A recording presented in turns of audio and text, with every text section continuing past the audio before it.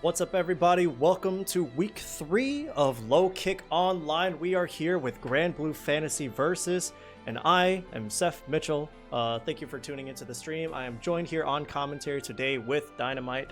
And Dynamite, how you doing, man? What's going on, everybody? I'm great, man. Ready to see some more Granblue action coming at you.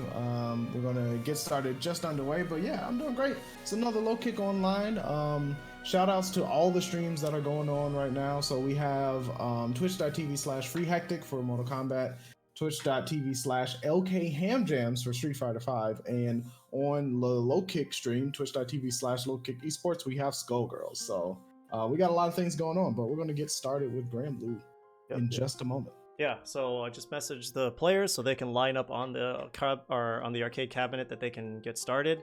Dude, I remember last time, I think we talked about this repeatedly on the EX Saturdays podcast too. We'll shout that out in a moment. But the lobby system for like Arxis games and for Granblue specifically is just so tight. Like, it's so clean how easy we can get started on hosting online tournaments, which is like impeccable and imperative for the current time, and how just completely easy and streamlined everything is. So here we go. The match has been started. We are going to transition right in. So we have Elven Shadow versus Zack in a Box. That's most likely going to be... Oh yeah, that's correct. Zack in a Box has been playing a lot of Jita lately. Yes, so, yes. Or... Yeah. So I don't think Elven Shadow is being on the ferry. Or on the Jita. So how do you feel like this matchup kind of goes? I know that Jita's release has everybody's been on the same page that thinking she's very, very strong. I've been having a lot of time on her. I mean, but I don't know the game particularly well. But how do you feel like this matchup fares? I feel like this matchup fares similar to how Gran fares against Fairy. I think Jita's ability to use her standing heavy into her the first kind of series of her Rekka makes it a little bit easier because it's safe on both block and, you don't have to confirm that Rekka when you do it. So she can throw out 5C and really challenge a lot of Fairy's whip normals. Also, that move you just saw there, the ducking medium, crouching medium, that's going to be a really important move too. And as you can see, just like Gran, once Jita gets you into the corner, it's going to be problematic. Jeez. Yeah, that was kind of a... immediately blowout. Like, the second he got him into the corner, it was just non-stop pressure that Fairy can not deal with very easily, considering, like, I don't know, does she have a 5-frame normal? Does she have one of the fastest normals? Jita? Yes. Oh, I'm not Jita, I'm sorry, Fairy. Oh, no, not at all. Oh, no, okay. She doesn't have 5-framers, so that would be wild. Her crouching unique is actually really fast. I believe it's either 6 or 7 frames. I think it's 7 frames, so it's pretty quick. Yeah. But she doesn't have a 5-framer. And right now, Zack just kind of using the same kind of methodology as Jita with her, just kind of oppressing him with normals, getting knockdowns with EX fireballs. Now, it's important to note that Jita doesn't have as many plus frame buttons as Gran, right? So it's going to be rough. Oh, interesting choice to do the SBA right through whatever Elven Shadow was going to throw out, and that put Zack in a Box 1 point on the board for him. Really interesting for him to kind of just like throw out the SBA. You think that was like a read on a startup for a button, or do you think he was reacting to something unsafe? I think it was just a read on, on a button. Fairy, when you back Fairy down into a corner, if EXDP isn't on deck due to either range or being cooled down or something like that, oh man, look at that again. Yeah. You're going to be able to SBA through a lot of stuff that Fairy's going to throw out. So it was just a good call from Zack. It was a gamble worthwhile. Yeah, you did mention earlier, oh my god, the damage output. That was perfect on Zack in the Box board. You did mention that Jita does not have as much plus frames as Gran. Her normals do 99% of her normals do reach farther though. So even though she doesn't have that much advantage up close, she's still able to like get those hit confirms in from an easier range. And most things at far range, she can just like buffer into a Rekka or into a EX Fireball and then just completely close that gap. And once you see Jita get you into that corner, then it's that oppressive from like the Gran end, it's pretty much the same. But we're seeing kind of a side switch here. Elven Shadow now turning the tables and just instilling all this pressure, keeping him locked down in the corner, utilizing all that chip. Oh, fails the anti-air, and now he's gonna get pushed all the way, hopefully probably all the way into the corner. One thing that I noticed too about Jita is her corner carry is insane. Yeah, she has really good, the Rekkas give her an amazing corner carry. That was a good setup right there for the Elven Shadow. That was going to be a rough position because Zack in the Box was low on life, so that's almost like a kill confirmed setup because it's hard to really get yourself out of that situation. Yeah, with the low sweep into GG just popping off, it was most likely going to be a chip. So finding his way back in, run up with the 2L. And there's that corner carry that you were saying. Just 2 combos off of some hits, and now Elven Shadow stuck in this corner. Oh, counter hit, he's dead. He's actually dead. Yeah. If she could build that, yeah, there it is. Wow, didn't even have to build all that meter. Damn. That wasn't the end of the combo. That's the crazy part. Yeah, she builds meter so fast because, like you said, 2 combos. She was already in the corner. And then she already had 100% meter, so like the oppression that this character can have, like damage-wise, carry-wise, it's nuts. Like if Gran was the Ken, like what is Jita? You know, this is violent Ken, most likely. Yeah, I mean, you know, it's wild. I still think that Gran, like, you know, because of the plus frames and things like that, has a easier time rushing people down and frame trapping. However, there's certain things like the SBA being invincible, like can go through projectiles and things like that, that makes it a little bit easier for Jita to kind of punish people at ranges where Gran normally can't. Yeah. I think that's something to keep in mind. But yeah, both of them are very strong characters. I think that Jita, and I've heard this said around a couple of places, shout outs to Giuno, that's where I heard it first, is that Jita is probably going to be where the new top tier lies. Yeah. Once the other characters, the other top 4 or top 5 have been brought down some. Interesting. Interesting. Yeah, I know that he's been what you're looking at. He's been speaking very, very high praise of Jita, and I think it's because of the similar tool set that she has to the current top tiers. But speaking of current tool set and maybe not being in the top tiers, sorry, this is your boy, so you probably got a lot to say about this. And we've seen this matchup a lot as the characters came out. You and I have done this matchup a lot. And that's true. It's kind of going about as you would expect. Jita kind of just holding forward, rushing down, and Sori's kind of just having to like find his way in with the dash punches. Already got him in the corner though, and the armor into the flex too. Oh, nice block on the medium DP, and he's going to be able to get a big punish here. Sori's actually really does shine in the corner. Run up throw. Oh, wow. Not cross up, but, you know, the deep anti-air.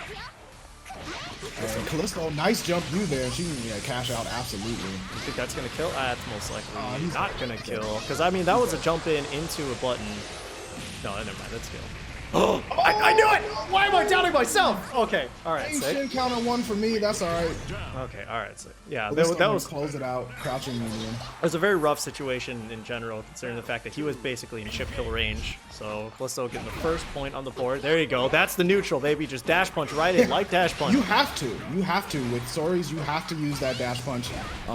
It's gonna be. He moves so slow otherwise that that dash punch is his movement. That and his standing heavy, the little hook kick that he does, are some of his best ways to actually move forward in the neutral. So it's one of those things where you just kind of have to do it. The problem is, as you can see, once Sori gets on defense, oh man, it is a rough life to live. And I think he's dead here. Yeah, he's definitely dead. It's definitely a rough life to live. This is most likely the easy input, but no, he did the that's the custom input because her hair turned blue. Ah, I see. I didn't realize that's how you discern. Well, shit. Props to Callisto. Nice job doing the full input out there on net play, spending all that time practicing. And getting the first point on the board. Yeah, man, like you said, Sori's on defense is very, very difficult. He doesn't have an invincible reversal. He still does have a 5-frame normal, but it's still very, very difficult for him to fight his way out. Armor is only frame 3, I want to say. Yeah, 3-frame startup, yeah. So it's really tough for him. But if he is able to get that offense going, kind of seeing him again on the back foot, but if he does have any sort of forward movement with the light dash punch, he can also mix in the medium power geyser, because that is like +8. It's got such a slow startup, so it's kind of a gamble that you're doing if you want to like have them mix. If they're gonna try and fish for an interrupt, then you can't hit them heavy. But Callisto is on a train right now. He's running all this offense. Oh, the cat! Yeah, that was a nice swing into a confirm there. Standing heavy, still. I mean, just like Gran, an amazing button for Jita, and Callisto able to capitalize with the super or Skybound out finish. Charge fireball there. Yeah, Riptorn's gonna have to figure out a way to like enforce Sori's ability to run offense, and it's really hard because If people expect the dash punch and start doing things like standing dodge or throwing out projectiles or whatever, it can get really difficult. However, if you can get on a roll with Soris and start to, even if you're hitting on block, he does a lot of chip damage. But I mean, this has been Riptorn's home right now, this corner on the left side of the screen, so he should feel really comfortable. He fought right out of it too. Yeah, like you said, with the standing dodge, the fireball. That's good. Easy input this time, but gets the kill. I respect it for sure. Yep. You only got to flex once. You don't got to do the hard daily raid one-on-one. So we respect you. Yeah, and speaking of flex, Soris didn't even really get to flex and build up the stacks or even utilize them in that matchup, which I think is particularly... I know that there's a lot of discussion around it. I know you got your opinions on it. I think that, like, trying to incorporate the flex strategy in the stacks in order to actually properly establish some good defense, because, like, having that as a defensive tool, especially when you activate Fundoshi, does really help your offense and be able to swing that momentum back in. It does. You know, we've talked, you and I have talked kind of extensively about Soris and the flex and the Macho Ultimatum, aka Fundoshi mode. I think that it is one of those things where you're going to have to really find ways to sneak it into combos. Yeah. Because Fundoshi mode, it doesn't, so activating it, just going into the install, right? You don't have invincibility on startup. It's not an attack, so it doesn't do any damage, doesn't cause any hit stun. So when you do it, you have to be, you know, like in the middle of a combo, or like maybe you're full screen and you're planning on running in. It does buff a couple of things. Dash punch is faster, right? He has a Rekka series off of his machine gun punches. Yeah. But the issue for me is that you're already at 30% life, right? Even if you block if you armor through 4 things and get 5 stacks, that is like it's like a 33% or 37% defensive buff, but you're already at 30% health. So it's like, yeah, you are already at 30% health. I think I was thinking about it too, where if you do have enough stacks, if you are starting to have that game plan early on, and you do like go in with 4 or 5 stacks, because that damage reduction can sort of count as like bonus health, because I remember you were saying like, yeah, you really have 30%, you're fighting back from so far, if they're within kill range, you might as well just save that super, and that's a completely viable strategy too. That's actually probably the more optimal way to do it. But if you're running a matchup like that, where it's just you're constantly on back foot, you're constantly on defense, and you need to really have some sort of momentum swing, you need to activate V-Trigger, and you need to just like completely change the game, right? I think that if you have those stacks built, that alone in Fundoshi is already enough pressure. And then with the mix-ups that he gets, like you said, off of the Rekka or off of the machine gun punch, where it goes either into the guard break. I know that both options, I'm aware that both options can be dodged, but also you could just not do them. You could just not do the follow-up and then just do the command grab. Yeah, that's true. I don't know. The command grab, it doesn't. I mean, it is a grab. It's unblockable, right? Like, so the first hit causes guard break, and then you just go straight into your super anyway. But the issue is, it doesn't do that much damage, right? And you have to be right on top of your opponent. That's the two things that it's really hard to argue in a lot of situations. Like, let's say I'm on a roll, right? And then I get hit with a big combo. I'm at 30%, but my opponent's also at 30%. I'd rather confirm into Skybound R. His Hako Gekiryu. I'd rather confirm into that. Yeah. And kill and get the round, then go into Fundoshi, try to set something. You know what I mean? So like, especially because that SBA is invincible and the Fundoshi super is not. Exactly. Yeah.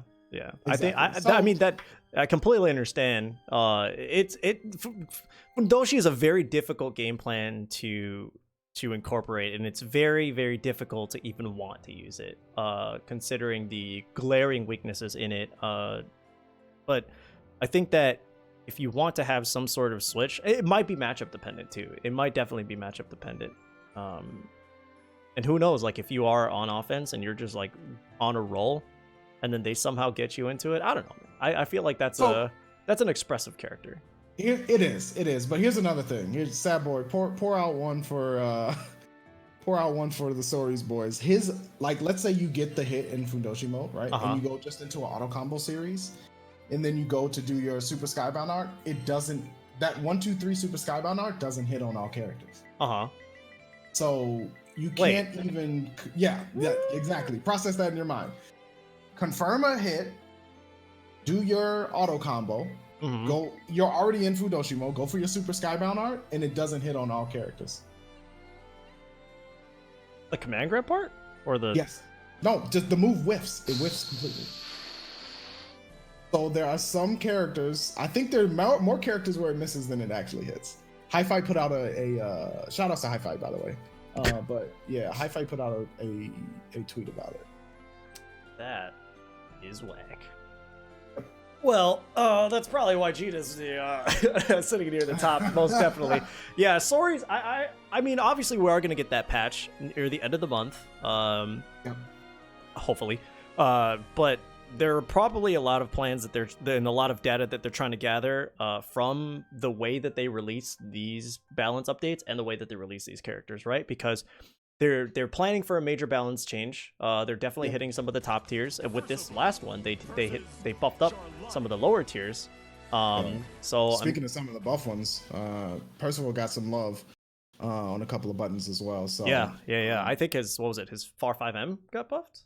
Far 5M, JU got some buffs as well. His hitbox on his crouching heavy got his hurt box got decreased, so he doesn't extend his hurt box up as high when he starts up crouching heavy, which was getting him blown up a lot. Oh wow. So yeah, there's some things he got blessed with. And T-Bola, the winner of last week's LKO, current holder of the title of Sky Captain, is running Percival right now against Banchito's Charlotta. Yeah. Character that I had a lot of experience with. This is not a matchup that I got to play a lot. Percival was kind of a niche pick in the Midwest scene. We didn't see a lot of them. Probably like Kizzer. And Nobody XE are the two I can think of right now. Yeah. This is my first time seeing T-Bola on the Percival actually interactive, so pretty interesting. Looks like he's struggling a little bit. Charlotta is kind of running her game, got all that damage off, but still didn't kill and lost all that meter. Oh, the he stood up. Yeah. Mix. Yeah, big mix, man. You gotta just chill, just hold it. Battle 2. Okay. But maybe Percival's gonna find his way to be able to keep her out. Is the I think it's both keeping her out and being able to confirm into some of Percival's range normals into big damage. He's definitely got the stocks charged up. Nasdaq looking nice and clean right now. So we'll see if he's able to convert off of something big. There's the DP to interrupt that jumping unique. Back in the mid screen, Charlotta does not. Yeah, see, it's not as easy for her to be able to get in if he does have a gun flame just like stocked in ready into the bionic arm, baby. Ooh. All right, corner pressure here for T-Bola. Banchito's gonna have to figure out something. He does have all his skills on lock. Oh man, nope. The big shoulder DP. Man, that's a much taller gorilla, let me tell you that. Oh, come on now. Stop playing. Come on, he EXDP'd out of a block string, dude. It's not a gorilla. You need to stop, all right? In the right hands? On the screen is wearing pink. Come on, any character can be in the right. It's just all about the player, you know what I'm saying? So you're saying gorilla is a it's a concept, yeah. It's a social structure. It's a faith-based system that you have to sign up for? All right, that's fine, I guess. Look at this, man! Like completely destroying any sort of pressure that Charlotta had. Nice. That command grab got buffed as well, so now he can confirm and much easier to confirm into buttons after that. Interesting. It was a narrow window before. If you want to know how narrow, just pull Kizzer to up in the Discord and be like, yo. How'd you feel about Percival's pre-buff command grab? And we'll let you know all about it. But, yeah, about how just difficult it was to use. But with them with them increasing the window, did it also increase opportunities for him, like different buttons that he can do out of that? Oh man, that's awesome. That's really cool that they gave this character a lot of different types of love in terms of offensive pressure. Dash up or roll up into the command throw, but actually couldn't find any sort of conversion and floated her out with the plus frames. But he just got EXDP. You see what I mean? Look, man, I'm just telling you that's just not the way it usually goes. This is, you know, look. I'm watching Charlotta get gorilla'd, okay? I don't know. That's wild. That's a wicked concept. Something that you never thought you would see. And look, she's just holding down back. The corner has been her home for the last 2 rounds. Into the throw. Well, I mean, T-Bola did win last week, so let's not, you know, put it all in the character. I don't know. Why not? Actually, he did. He did win with Percival last week. He used Percival in the Grand Finals rotation last week. So. No, he used Percival in the Winners Finals rotation last week. That's right. All right. And it went 2-2, and then he lost. Yeah, that's my right. sources are fired. My sources are. Yeah, my sources are gun flamed. Wow. Stocks version or non-stocks version? I don't know the difference because it all looks awesome. Is there a difference? Yeah. What does the stocks do? Stocks. If you use the stocks version, it's a full screen gun flame. That's a full screen victory over on T-Bola's side, looking nice. All right, T-Bola takes it. Very clean 2-0, and actually 3 rounds straight over Benchito. No, I didn't mean for it to sound like that. I'm sorry, Benchito. Look, man, we are here for all of you. Everybody in the chat room, thank you guys for watching. We are here with the Granblue Fantasy versus bracket, in case you haven't already noticed. But one thing that I do want to run past you guys really quick. While we do that, we're gonna run a couple of just a little quick slideshow, and a slideshow that means a lot to you, buddy. So here's what we're gonna do. I'm gonna let you take the reins because it's a slide for you. Oh, baby. Oh, okay. So, EX Saturdays. If all of you watching have not been in the know, we do run EX Saturdays. It's a low kick podcast on Saturdays at 11:30 a.m. Central Standard Time. We talk about Midwest fighting game scene things. We talk about just general fighting games scene things as well. We talk about online tournaments, obviously now, given that the era that we're in. But we also, you know, just talk about our feelings and thoughts on where things are going, if there are new characters coming out. We take user input as well, or sorry, listener input as well. So, you know, if you have questions and things like that, there's the EX Saturdays Twitter account and exsaturdays@gmail.com. So check us out.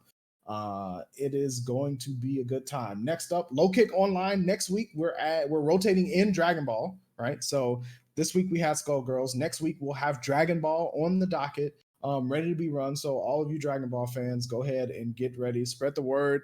Let people know we will be running Dragon Ball as well as our other 3 returning games.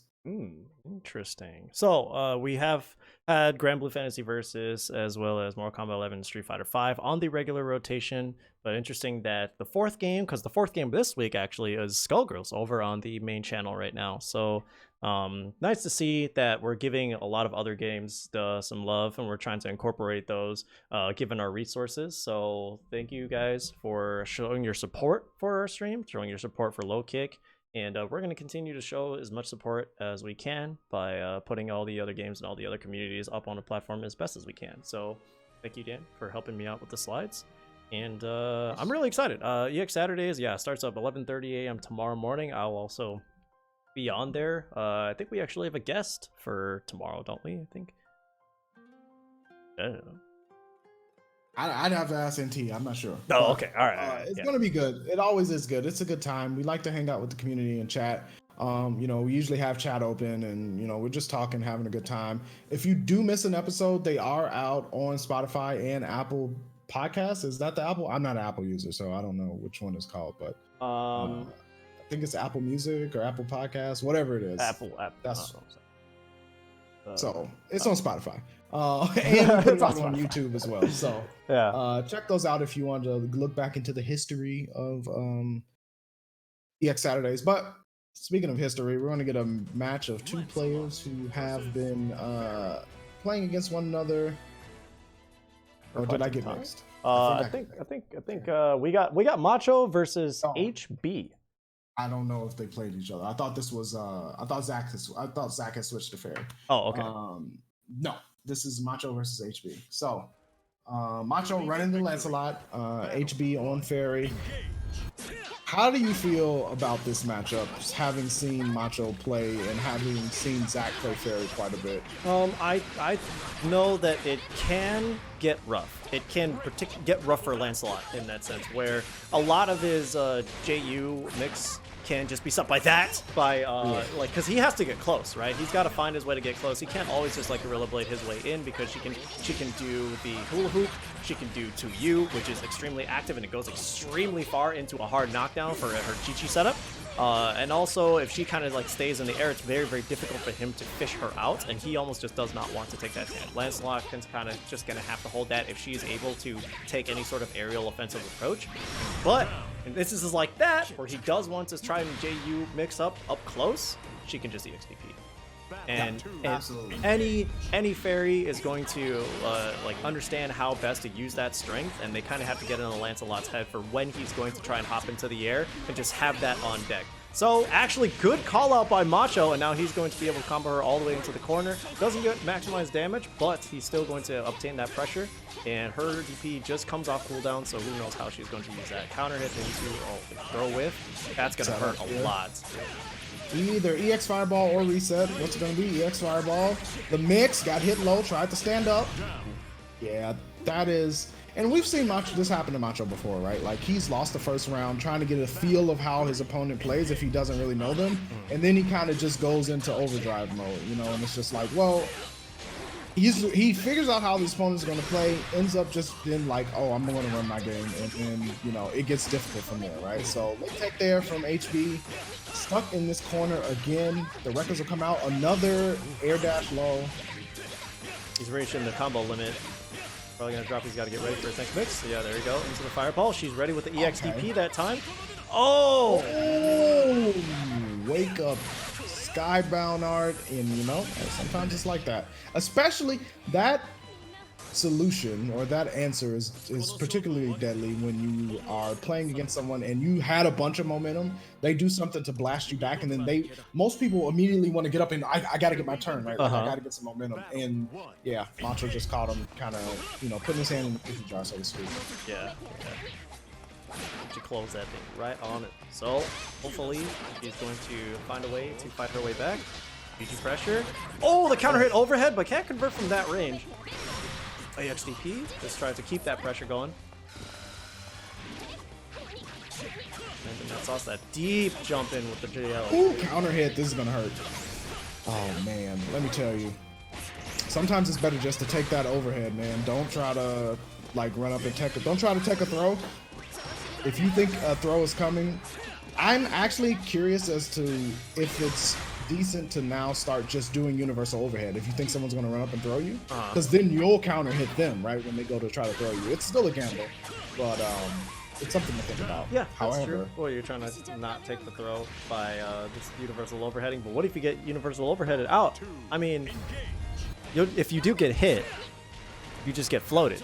I want to say if you get hit. But a universal overhead trade, whoever hits it first. Right. That's probably viable. Damn.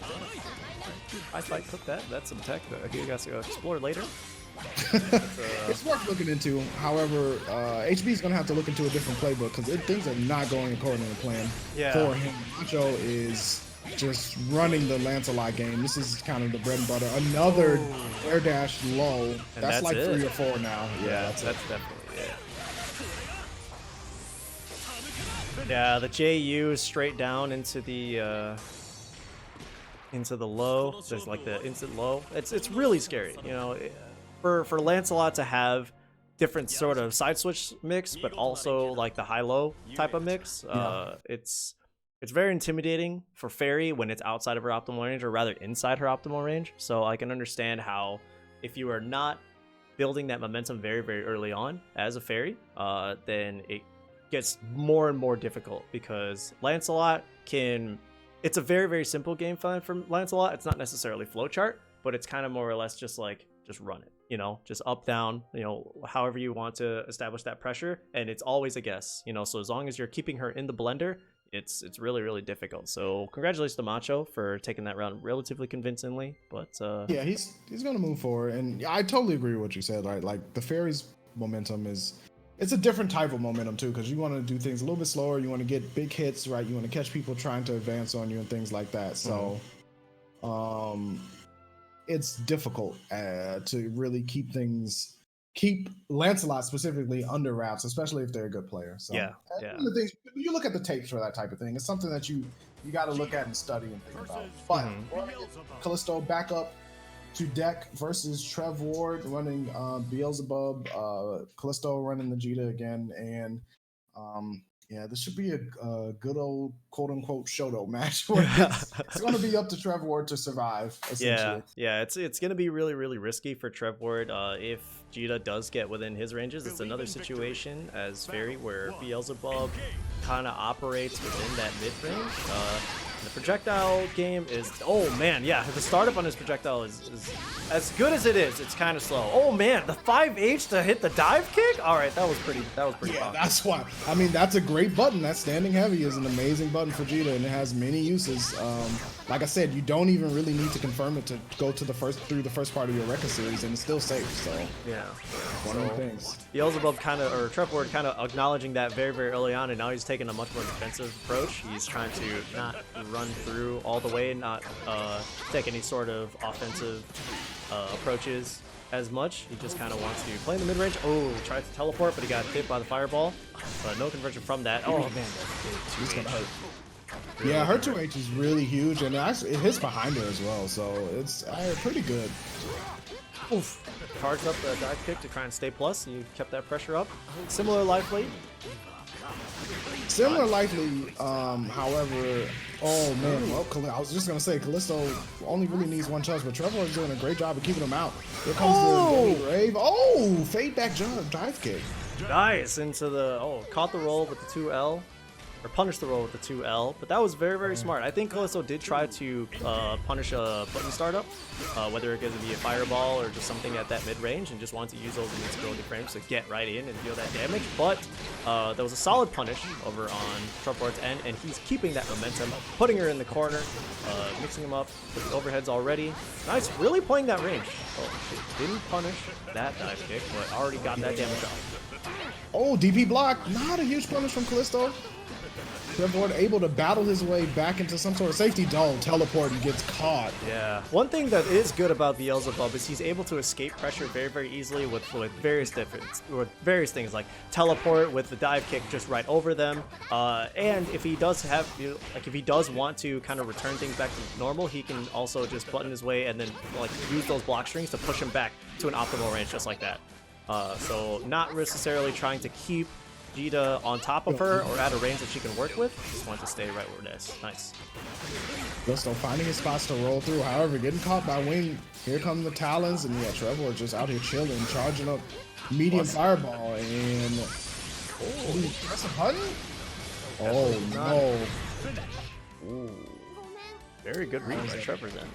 Yeah, Trevor Ward taking the first game. I thought that there was going to be a little bit more pressure from Callisto coming out, but Trevor Ward did a really good job of establishing the rhythm that he wanted for that game, especially using medium fireball Talon to kind of try to keep Callisto at bay. Here comes a teleport into a crouching low conversion. Right through. Oh no, but into the dive kick.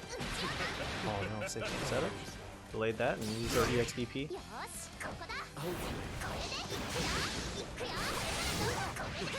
Charge. 5H, man. Far 5H. So basically, okay, nice. Use his invincible reversal to fight her off. Yeah, look at where the health is, man. Callisto is having a very, very difficult time keeping pressure when he can get it, but also just establishing it after a combo even ends. Yeah, and Trevor was smartly just getting out of there, right? Like, Callisto was trying to do some run-up throw setups. He was like, nah, I'm just going to jump, dive kick out of the corner, but now he's stuck again. Callisto ran up and blocked. Might have thought a DP was coming, but wow, Trevor confirming. Yeah, that was real nice. That was real nice. Battle 2. A solid range, too. It was most likely putting on a button. We're not, speaking of buttons, we're definitely not seeing enough of Callisto's medium buttons. We're seeing a lot of fireballs on his end. We're definitely seeing a lot of optimally spaced 5Hs, but Jita's medium buttons go extremely far, and that 2M beats a lot of things with how fast, unbelievably fast it is for the range. But Callisto still being able to keep that pressure up, still trying to fight his way in, keep him in the corner, and then he just dive kicks right out again. Those safe options to find escape something. Keep JU there, you saw that? Yeah, that's the thing, right? Like, the medium button's not being used right now. There's one. That Callisto was hurting him. However, all you need is one good standing heavy into the Rekka, EX Rekkas, and it's party time for Jada. She can have it her way. Yeah, EX Rekka basically just puts you in the corner from mid-screen, from round start. If she like buttons you from into the EX Rekka, you're holding down back for a while. Oh, nice brave. Fishing yet again. And Trevor did the JL, neutral jump JL, trying to catch Callisto with the button. Oh man, there's the EX. That's it yet again. Oh, the deepest jump. Okay, got him in the corner. Oh no, he fought his way out with the button. That was not needy enough. I like doing nice conversion from Callisto, catching him with that standing heavy into the combo. However, the drop. Oh, that actually killed. Dearly. Wow, Trevor. That was making sick. The most out of the punish drop out of the combo drop from Callisto. That punish was cost him everything. Yeah, it really did. Man, yeah, put him down to losers. Callisto not out yet. You know, it's also a free bracket. Jita's a little bit new. Callisto does resonate well with Jita. It's like she's like, I remember earlier we were saying like, oh, Gran is the Ken, but Jita is most likely the Sakura. If we're talking like at least Street Fighter V terms, that's most likely what it's going to be, because they're both very, very aggressive. I mean, not that Ken is good or Sakura is good, but you know, they have Shoto rhythms, but they definitely Chris Chaos in the chat, Trevor Ward won. So we got Callisto putting down in losers, Trevor Ward moving on into winners finals. And congrats to Trevor Ward too, because like that matchup can be really difficult, you know, for Bubs in my opinion, just because like I'll always say, if Bubs gets down in health, it becomes very difficult for him to come back, because he doesn't do the biggest of damage without Super Skybound Art or Skybound Art or something like that, right? So the fact that Trevor Ward was able to keep himself from going into the life deficit for the most part really did help him out quite a bit. Yeah, I think that Trevor Ward really tried to take it. He did take advantage of a lot where he felt like he was losing momentum. He really tried to keep Callisto out, whether it be with a projectile, because when you're throwing a projectile out, even if they aren't like they have to spot dodge it, whether they're blocking it or spot dodging it, whether it's an optimal treatment of that projectile, it stops their movement, right? If they're not already on top of you, if they're not trying to like throw like far 5H out there, if you fireball that, like it stops them. So it gives you time to think, it gives you time to breathe, and it gives you time to like react to however they do it. So if he does throw out like the big wall of fireballs, like those do multiple hits if he is able to charge that up, and it kind of gives him just a little bit more time to think about his next offensive plan if he hasn't already. So we were seeing a lot of like EX dives just to be able to keep that pressure. We were definitely seeing certain block strings to return to that neutral game, and Trevor Ward did a really, really good job of just breaking Callisto's momentum at any opportunity he saw it coming. You know? Yeah, and that's the key. That is totally the key. Next up, we're gonna have T-Bola coming back versus Shenanigans. And so I wonder who T-Bola's gonna play. Is he sticking with Percy? Is he gonna break out the Grand like he did last week? He's also got a Luane. So if he's trying to do some shenanigans on shenanigans, that also works. I would want to say. Find out. But while those characters queue up, while shenanigan queues up, one thing I do want to bring up just a little bit before we go on ahead. We are on our way into the match, but one thing I do want to bring up really quick, if you guys are enjoying the stream, feel more than free, and you want to support the players themselves in the bracket, feel more than free to donate to the Matcherino. Buff up that prize pool for these folks. I'm going to plug that link into the chat room with the bot command. So anytime, feel more than free to throw that in there. If you do miss out on the link, it is !Matcherino. And we're going to get into this Matcherino. Winner semis against T-Bola and Shenanigans. And it's looking like Beelzebub versus Luane. Yeah, here's the Luane from T-Bola, as you were saying. The Shenanigans running with Beelzebub. You know, we've got quite a few here in the Midwest, which is really cool to see. Yeah. Shout outs to Hologram Mike Ross. You know, he plays Bubs as well. He's a really cool character. Like, I'm glad that people, like, upon release were immediately satisfied with him. I think this was one of the instances that it took a while for people to figure it out. You know, it took a while for people to understand that this character has got some grind. Exactly. You definitely didn't see a lot of Beelzebubs near the beginning, and there was a period where they all fell off. Oh, man. But it's the same situation with Lil Wayne. You know, there are a ton of Lil Waynes in the beginning, though. A ton of them. It was nothing but Mario Party online for like the first, week and a half when it came to Lil Wayne. And then slowly but surely it started to drop off. The ones that remain are those are the ones who, when they pick Lil Wayne, you're like, I might be in for a fight. Right? So it does happen that way sometimes. But I do think with the roster size of this character, nice, he mashed on the EX Hoover, I like it.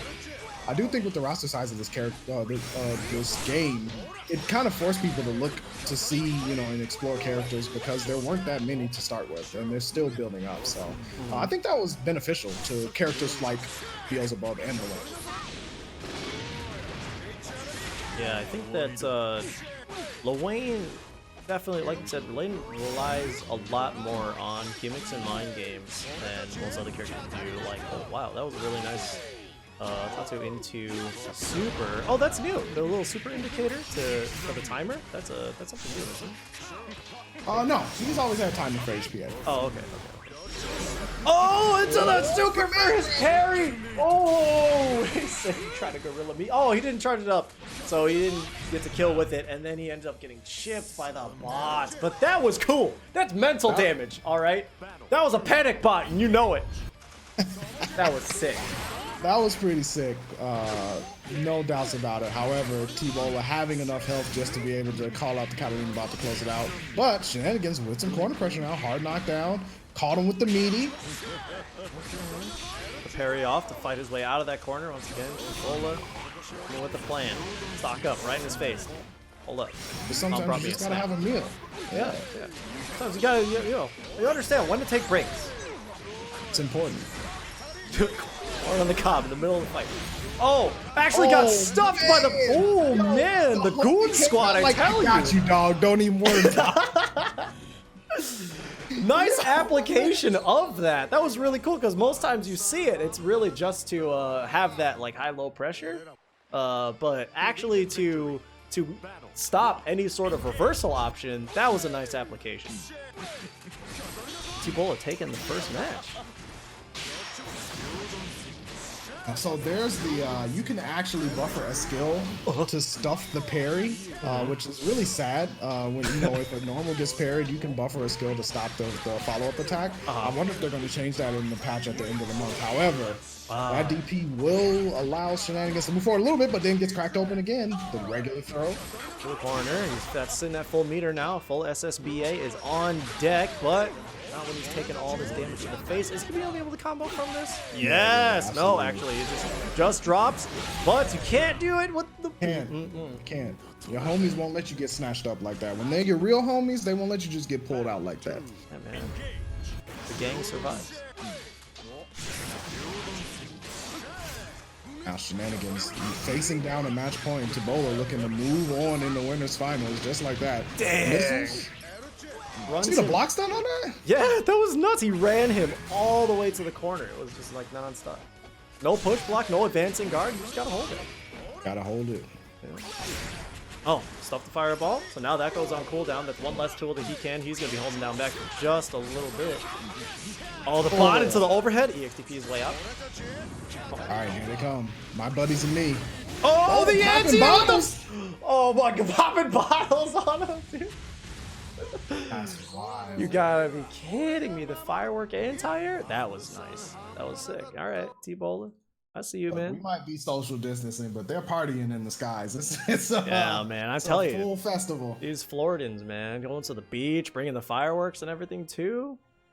Ass beatings and margaritas. That was nice. We didn't see a single Icky, and you know what? I like a man with integrity. Okay, that was pretty tight. Wow, really? That was pretty... Hello? Excuse me. Anyway, we got the next matchup coming for you guys. It's going to be Macho versus Trevor Ward. We're gonna flash the top 8 bracket in front of you really quick and how it's looking.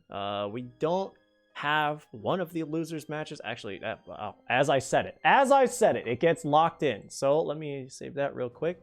Let me show you guys what this bracket's looking like over in the top 8 side. We got T-Bola Shenanigans. That match just ended with T-Bola won that. So now we're going to have Macho. There, he's gonna be Macho. Wow. Macho and Trevor Ward. We got Callisto and HB over on the losers side, as well as Zack in the Box and Banchito. So good job to everybody who's over here in the top 8. Red Lance in the top. Look, sometimes, you know, Lancelot can just slide his way in from full screen, and before you know it, you're in the corner. Yeah. That's kind of what happened there. Yeah, we're definitely in the corner with the Lancelot. We have to hold it. Like, it's really no way that we can do it. Delay Blaze netcode, man. That's exactly what happened. So shout out to the chat room. Thank you guys for coming in. Yeah, thanks everyone for tuning in too, because we wouldn't be doing this without, you know, viewers and people willing to play. So both players and viewers are really important. But Macho versus Trevor Ward. Trevor Ward, you know, we saw him on the Beelzebub fending off the Jita from Callisto. This is going to be an instance of that, but like to the 25th power, right? This is going to be him trying to survive the rushdown of Macho, and we'll see what he's got.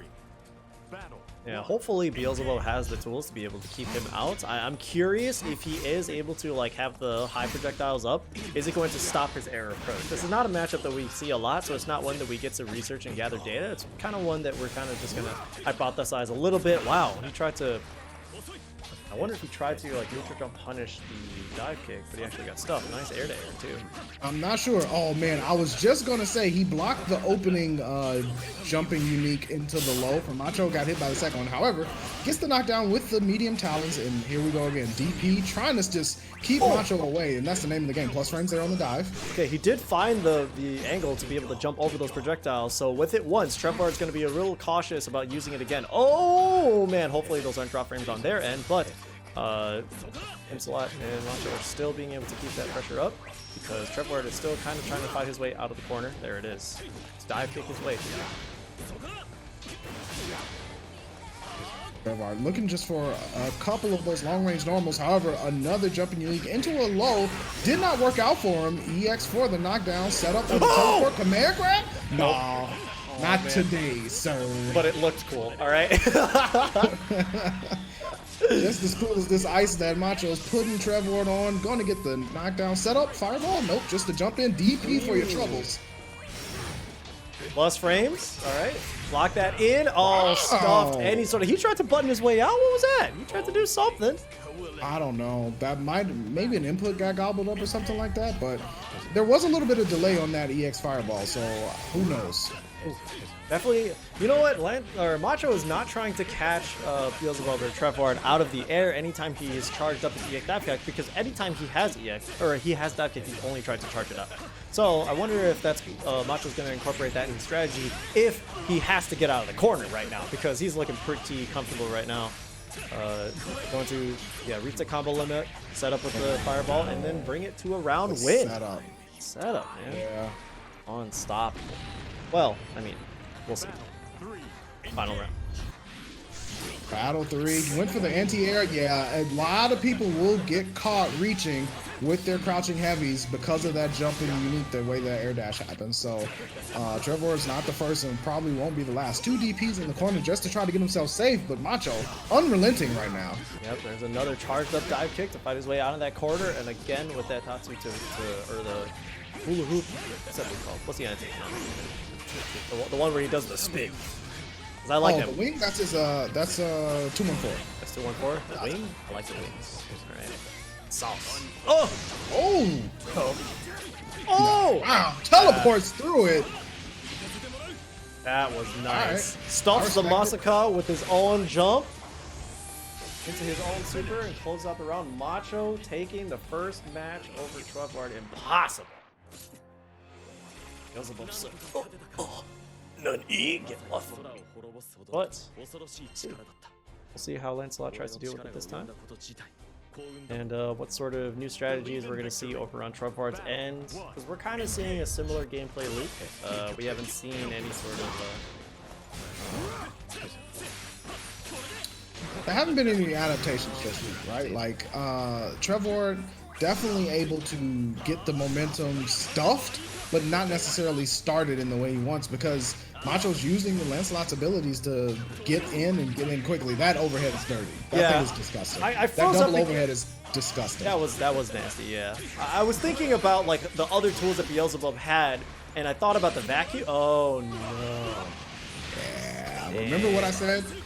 When you have the momentum and you get DP'd or something like that, you can almost guarantee that a lot of your opponents are going to try to run up and steal the, you know, like now that they gotten you off of them, they're going to try to run up and press a button. And Macho, this is the second time he's done that today. And it's really hard, right? Because your brain is thinking defensively for so long that when you finally successfully get a chance to go on the offensive, it's almost like habit that you want to take it. And Macho capitalizing on that, just like right now, capitalizing on this life lead he has. Nice blocks from Trevor Ward to not get hit low. However, press the button during the record series. Yeah, I think he tried to interrupt that series, or if he thought he was going to stop to be able to continue the button pressure, but then he got caught with another record. It's the corner, fights his way right out, misses the anti-air again, and he's getting big punish for it. And that's Meter on his side, stops the Rekka again.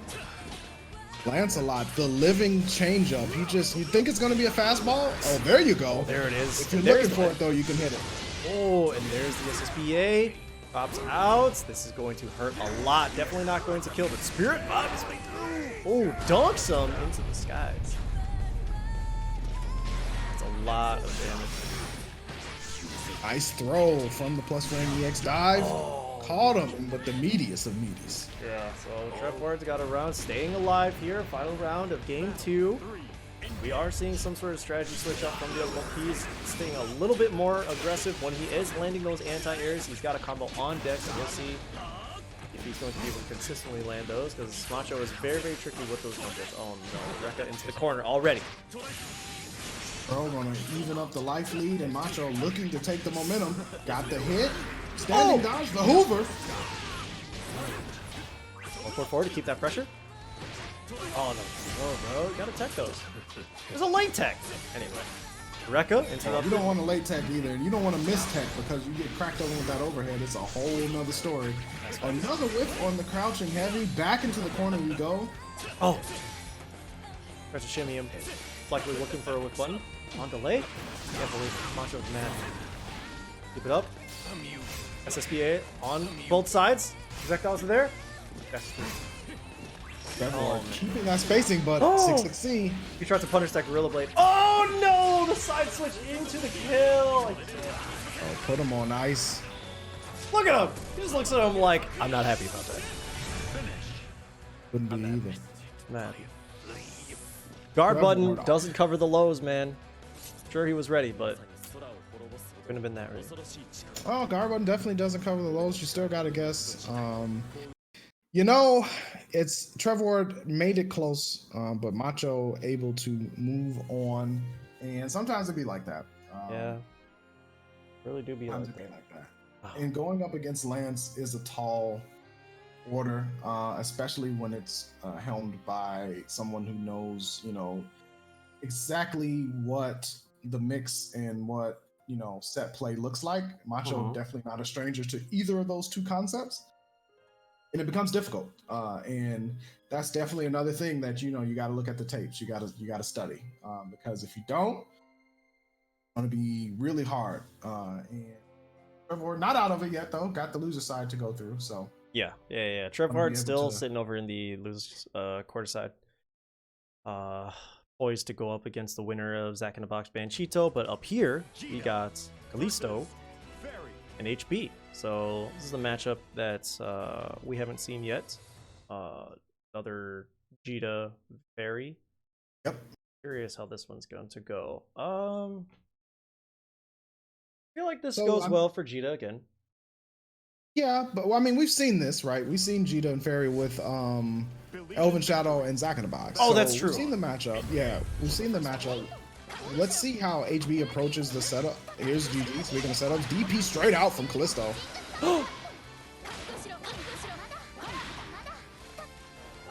Connection on the standing heavy. Rekka into the corner. The throw. What's the setup going to be?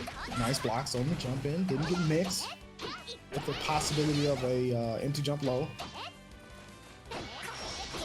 Here he is, pitching again with the standing 5H. EXDP'd his way out. Is he out though? He's at that range.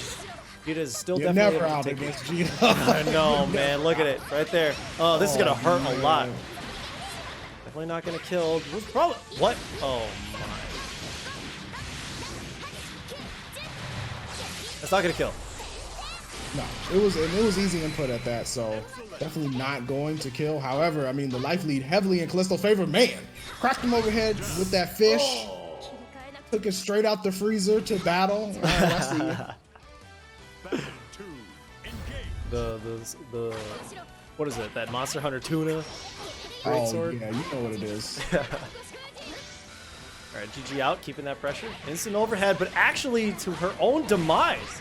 Overheaded herself. Oh my god. Yeah, there was no GG there to like lock her down, right? So like Callisto was able to just turn around, slap him up with the fish, and push him straight into this corner. HB trying to fight his way out. There's a crouching unique. Another one. Oh, XDP, get off me. Oh, yep, there it is. Right back at you. Oh, looking real low. Okay. It's really dangerous for Guru to be sticking her buttons out like that, because who knows if Callisto is ready with the far 5H. Ooh, the side switch! Nice. Oh, that no was... Super Skybound or anything? No Super Skybound, but just taking him all the way to the here we corner. go. Oh, there it is. Wow. 2U into it? That was pretty good. That was nice. That was clean. HB taking around, pushing it to battle 3.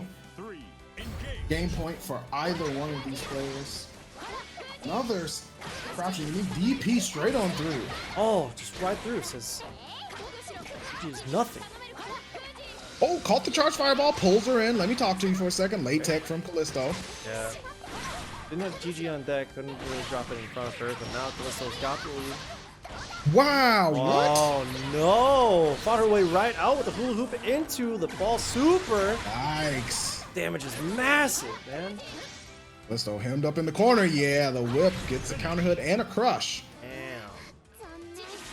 Fun priority. How about one? HP taken. Match 1. Alright. Battle 1. Engage. Up with it. Damn, the bolt just run up. Round start. Man, we're in there. DP blocked. What's the punish? Nothing. Oh, It's too hard tight. sometimes. It is. I like This game is hard. Yeah. Alright, into the GG. Good defense by Callisto here. That's not what Jita wants to be doing. He wants the damage. Oh. Small whip punish on the throw. All dogs go to heaven. That's a good one. Oh, grabs a fireball. That's Oh, short. instant overhead conversion. Oh, no. Oh, not quite. It's Instant overhead again. see it Ooh, once. HP. Fool me once. Battle 2. Come on. Twice. Barry's busted. Shame on the developers. Barry's busted. Here's the real top tier. Blocks the Rekka. Isn't plus. There you go. Beauty Guru taking that turn back. Punish on the DP. With their own DP. Far Wow, out. fireball cleared out the GG and knocked HB back. Callisto attempting to find some kind of rhythm here. Another all dogs go to heaven. For 2? Okay, block. Oh! The reverse beats. The limit break. Oh! Instant overhead to The close. ultimate limit break. I couldn't believe it. You're not lying. Damn, HB knocking Callisto out in very quick fashion. Couldn't believe it. Because we were kind of expecting the match that rolled on from the first match that we saw with Zack in a Box taking it over Elven Shadow 2 rounds straight with the Jita. You thought that we were going to see something similar. It's kind of like this humongous form of momentum, but no, HB was very, very ready for it. Yeah, he definitely ready for it. Looking a little bit more comfortable in the matchup compared to, you know, when HB was first up in the bracket, and you know, it's one of those things. This is a weekly tournament. You know, you do want to try out new characters and stuff like that, and you know, sometimes you just gotta watch the tape, see what happened, and move on.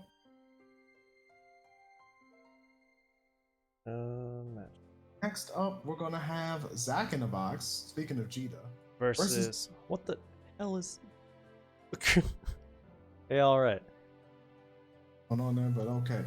I don't know, man, but I like how expressive this game can be with the emotes and the avatars and all that stuff.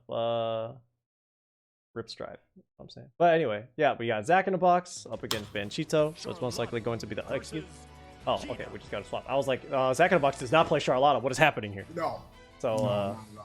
let's get that straight up. So Zack in the box, sticking with the Jita, definitely having fun with this character. We have everybody who has been playing Jita has really stuck with that character, really trying to make it work. But also, it's a free bracket, you know. If you want to just try certain things out, let's see. But here we go.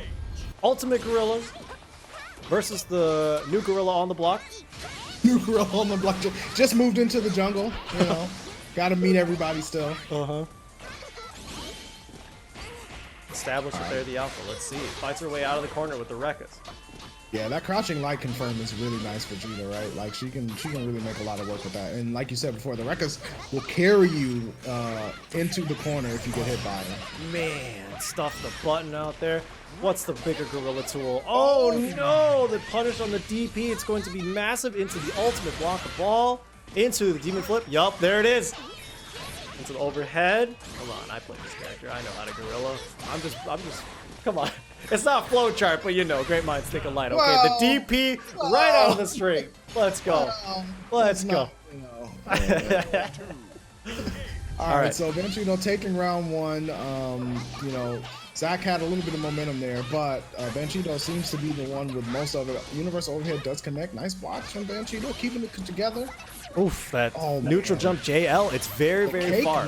Yeah, exactly. Okay. Nice block on the JU. Yeah. However, Zack able to capitalize. Rekka into the corner. Another crouching light into the charge fireball. Banchito getting hemmed up. DP. Damn. Very nice. Very nice. Oh, he tried to run away. Nah, you ain't getting out. I'm not done yet.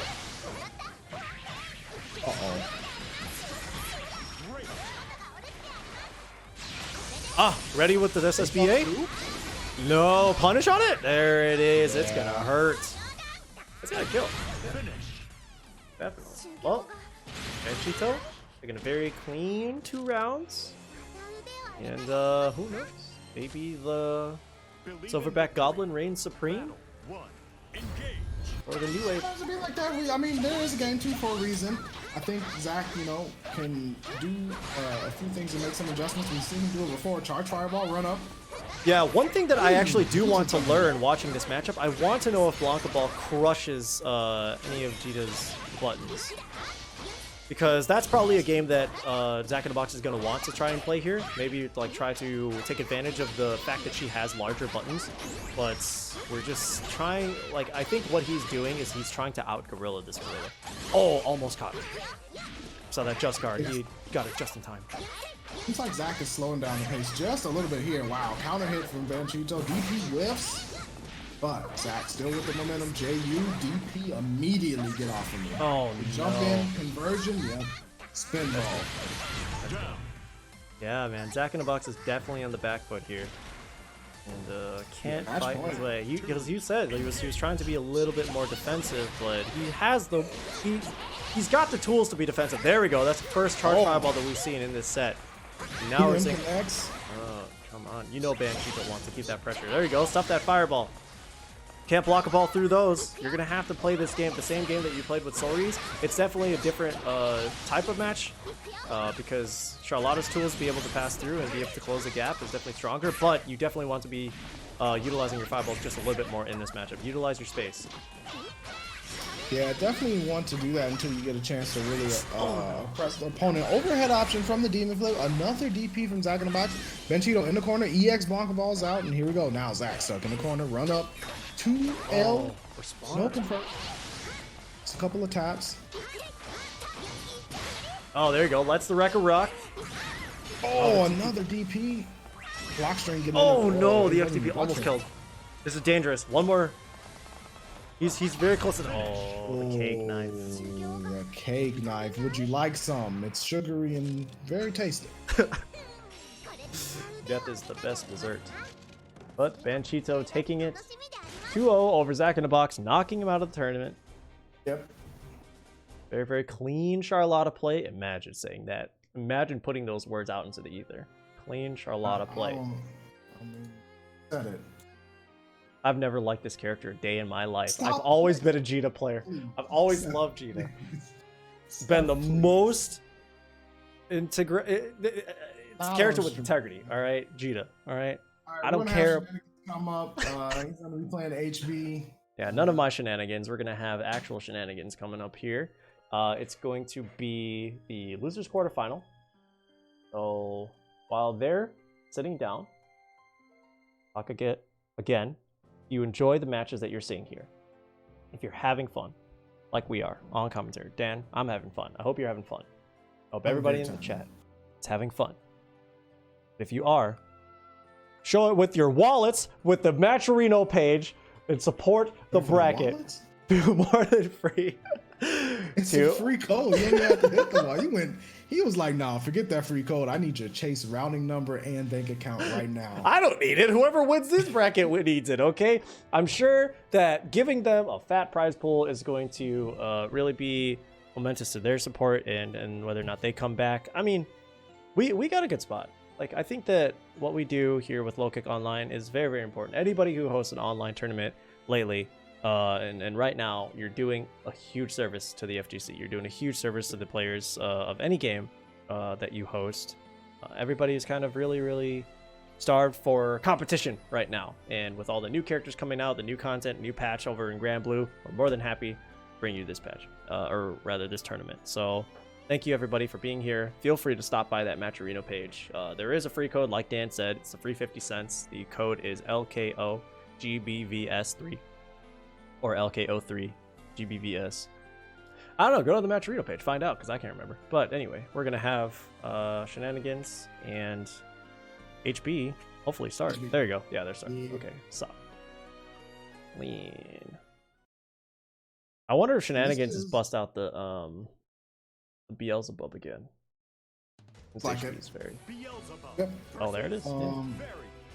This is losers quarters, so still 2 out of 3 territory. I think it's going to be curious to see how Beelzebub or how Shenanigans uses Beelzebub to try to cause HB to hesitate and not be so comfortable to throw out a lot of whip normals and things like that. That to me seems to be like it's going to be the key to the match. You got the whole squad. Go squad. No, don't skip the cutscenes, all right? Whoa, he called him vermin. Vermin, dude. Hold up. What a boss!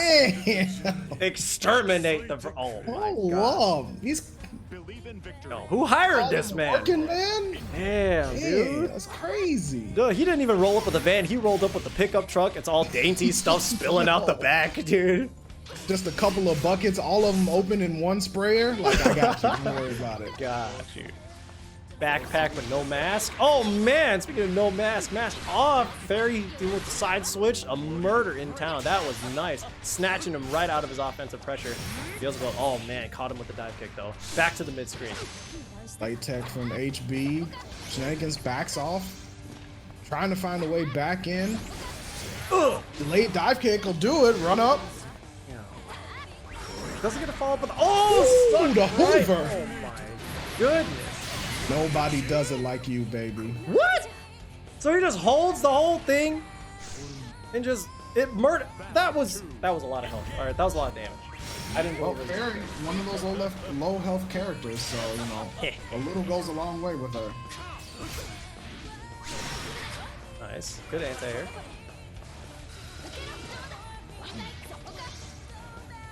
To be able to try to like throw that anti-air out there thinking that he's not going to EX dive is very, very brave. Solid decision over by Beauty Guru. But it's not properly utilized. The GG stuffs that teleport, gets him back where he belongs in that corner. Hold that down back. These are my pets. HB out of life lead right now. Shenanigans in that dreaded situation where Beelzebub starting to lose significantly on life, but EX dive into a sweet knockdown, pushing HB into the corner. And Shenanigans looking for some momentum. Here comes the install. Oh, jumps right out. Let's keep that install going. Feng Shui. Oh man. Oh man. Any sort of offensive momentum that Shenanigans is trying to instill, it just keeps getting shut down whether it be through a whip, whether it be through a button. It's very, very difficult. Shenanigans to find his way through, and there it is with the EX dive kick. Hopefully he's got something here. He can jump in. It's a command throw. That hurts. Okay. What's the overhead? You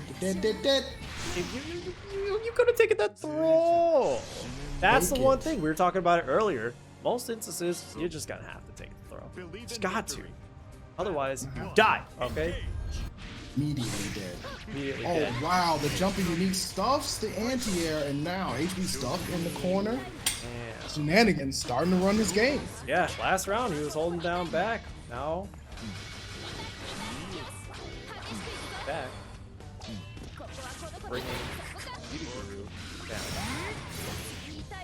That took a while. But anyway, All right, I'll allow it. All dogs go to heaven connects. HB canceling into the install. Oh, the Dive drill. kicks. Yeah, delayed projectile there, but life lead evened out. Now, Shenanigans walking back, trying to stay out of any counter hit territory. Dive kick again to get him out of the corner. Ooh, I like that. the teleport behind. I can't believe it. Nothing personnel, kid. But he didn't quite capitalize. Oh, over again into. Is that gonna go? Oh my goodness! You never know. You never know. It's like La Divas, where you just like really leaning forward in anticipation. That's me with Beelzebub. That thing does a lot of damage, and it's really, really nice to see. EXDP out of the plus frames. Very Gorilla too? I'm thinking about it.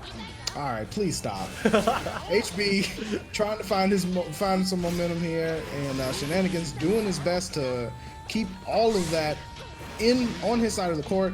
HB stuck in this corner now, but able to throw out the EXDP, get some room, setting up GG. Oh, I like that. Yeah. He thought maybe something else was coming. Did get the hit grab. He did have the GG gone, so it was very, very minimal options. It was kind of like instant overhead or low, right? It was just back to that raw 50-50 without that GG pressure, but still good defense on Shenanigans. But now he's back into the mid screen. He does have the meter on his side to be able to close things out. He needs to. He has a round on the board, so he's got some breathing. Oh no, but not a lot of life. Oh, dangerous for him. GG out. Oh man, that super is gonna catch. Oh, it barely catches. It caught the front of the button, but it didn't actually catch where Fairy was. No meter to be able to close it out. He's got to actually work hard for this one. Yeah, didn't have the wing because of the dive kick, so now he's just going to throw out some talents. However, Shenanigans' life not looking good. It only takes, I was just going to say, only takes one thing. Here we go, battle 3. Shenanigans looking to close it out. It's actually still at match point, but HB showing they're able to tie things up with a couple of smart plays set up on GG and putting Shenanigans on the back foot. Oh wait, Shenanigans won the rest.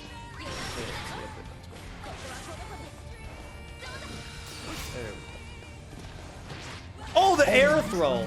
That was very, very nice. Blocks the EXDP, yo. Two very, very good call outs by Beauty Guru here. In the corner. Like those call outs, stuck in the corner. There's the trigger on the EXDP. Here we go. GG roll forward from Shenanigans. Caught him trying to press a button. Counter hit into the corner. Overhead connects. Wow. Immediately mashed out of it. Oh man, what a very, very far confirm. And HB ties it up. 1-1. Ended up. One game apiece. And we saw HB there, change up the rhythm and momentum of things in that second game. Enough so that even when Shenanigans got things started, a couple of EXDPs and HB was able to keep themselves safe from any kind of setups from Shenanigans, despite him having a couple of good command grab supers in that match. Yeah, he did have a couple of very few callouts from both players, really. But Beelzebub was doing a much better job of stuffing Shenanigans and compressions like he was doing in the first match, but ultimately couldn't do consistently. Now, back to kind of just a little bit of a back and forth. Oh, nice punish on the EXDP. Much of a punish he was going to get at that range. Yeah, life is looking real nice for Shenanigans. HB stuck in this corner right now, getting hit by a couple of stray moves. And here we go. What's the setup? Blocks. Yeah. Oh, didn't have wing to finish it from that range. So definitely had meter. 2. Could've, yeah, that's true. Battle 2. That's Engage. all But he right. didn't have super skybound. I don't know if his skybound would have actually connected from that range. Oh, the overhead into the GG, and that's gonna hurt. Put him in the corner already. Plus Stays range. on cooldown for quite a bit though, and yeah, he waited a little bit after the plus frames, trying to probably bait the XP or any sort of immediate response. So good patience and got the momentum moving forward again, despite his life deficit. Oh man. Teleport into the fireball knockdown. Late tech from HB. Shenanigans gets to keep his turn. However, HB with the GG setup. DP caught and hits on both sides. But there's another one right back at you. Kirby's air ride.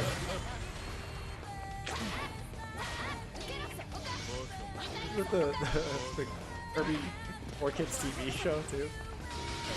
Oh man, I like that sometimes. like that. Oh man. To the fireball. Pressure. Oh no, into the command throw. And caught him again.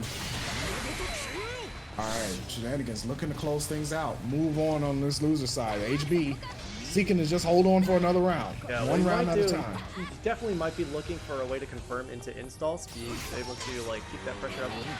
Oh man, one more touch can actually kill him. Full screen. But gotta be careful throwing out the projectiles, but Wow.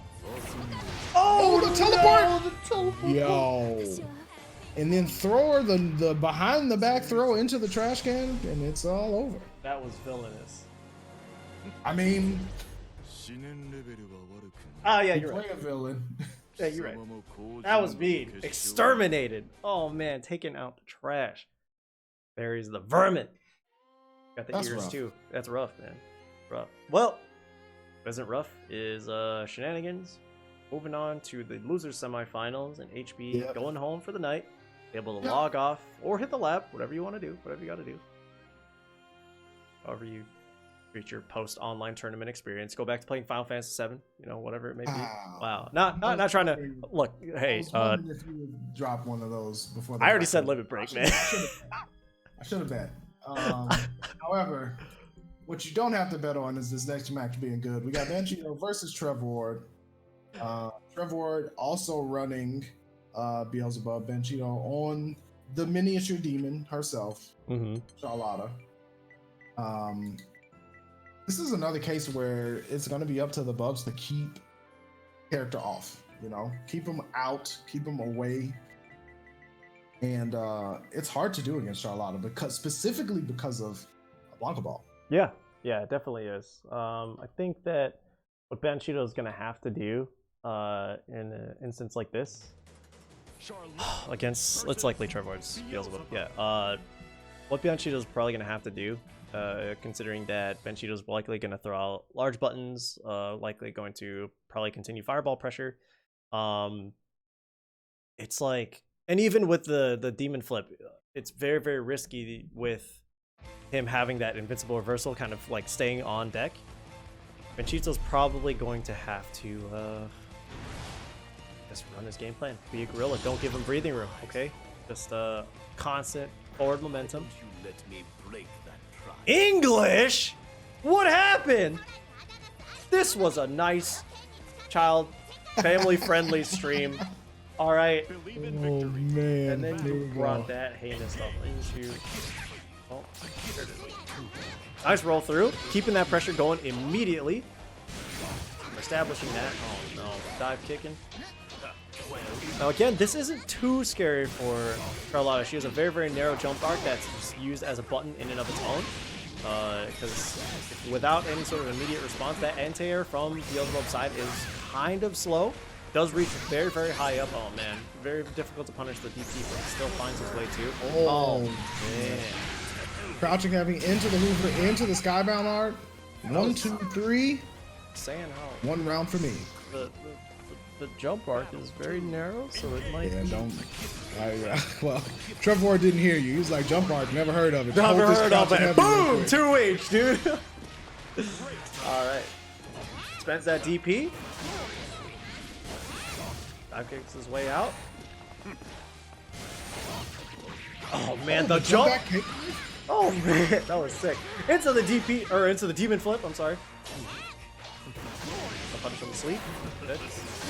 Trevor Ward got a little bit of work to do now. Life lead is not in his favor. Banchito looking to close this out with probably a combo into a Skybound now. Oh, just the Skybound now. Forget it. Forget the combo. I was a little far, so he didn't get all the damage, but he still found enough damage to take the round, bring it up to battle 3.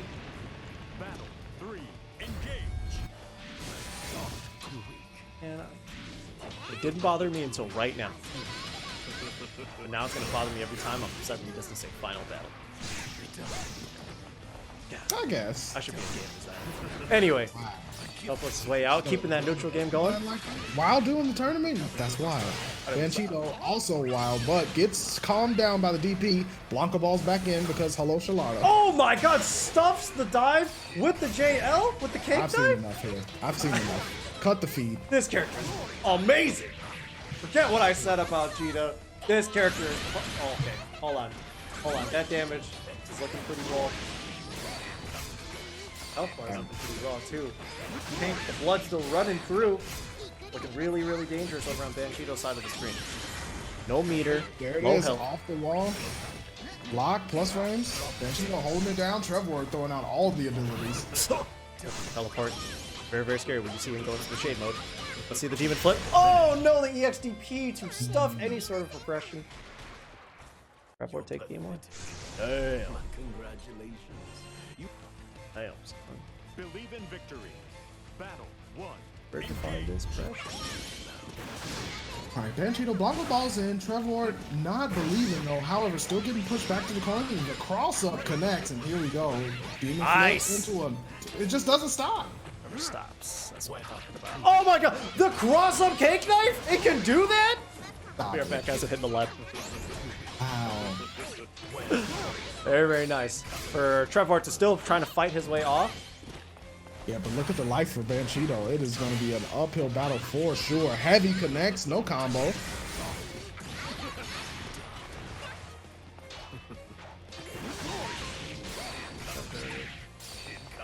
Talon's coming through. Yeah, Banchito tried to roll, got caught though. Bad timing. However, Ooh. man, I don't even believe in your dive kicks.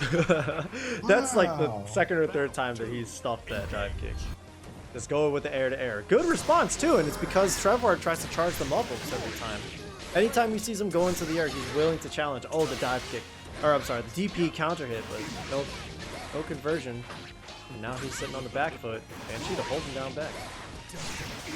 Times you got to, and he's getting hemmed up in the corner. However, Charlotta can balance out the life lead really easily. DP's the dive kick. Sir, please get out of the air. We are social distancing. Flights have been canceled. Good. Still holding down back. Very, very scary. Not trying to fly anywhere. Caught with the wing. Oh, the wing. Just facing on the wing now, yeah. Stopping any kind of assault. And here we go. Banchito on the last bits of life. Punished with the medium. Oh, roll under? Oh, the XDP. And that could be... Oh, he's really close. 1 round away from set point. We're on Trevor's side. Or is Banchito going to stay alive? Who knows? It's really up to Banchito to get this momentum, put Trevor at the light deficit, and capitalize where Beelzebub is weak. However, Trevor doing an amazing job of finding the right spots to stick out a button, get those kind of hits, get those very important knockdown and keyboard tools. Oof, man. This is looking bad for Banchito. Yeah, it's a real bad. Oh, the DP out of it? The cheese? The Banchitos? That was sick. Immediate disrespect. You saw the overhead comment and he said no. I 1-button DP immediately. And he has full meter. Anything. Oh god, the wings are so scary. They're huge. Look at the wings. Burn out the wings. Ah! Trying to keep Banchito away, and it's working. Chip. Right through? Super through. Is it gonna punish? No. Oh. Moving on to loser semifinals. Monkey Banchito to the bid. I don't even like you. Can't do it. I'm allergic to corn.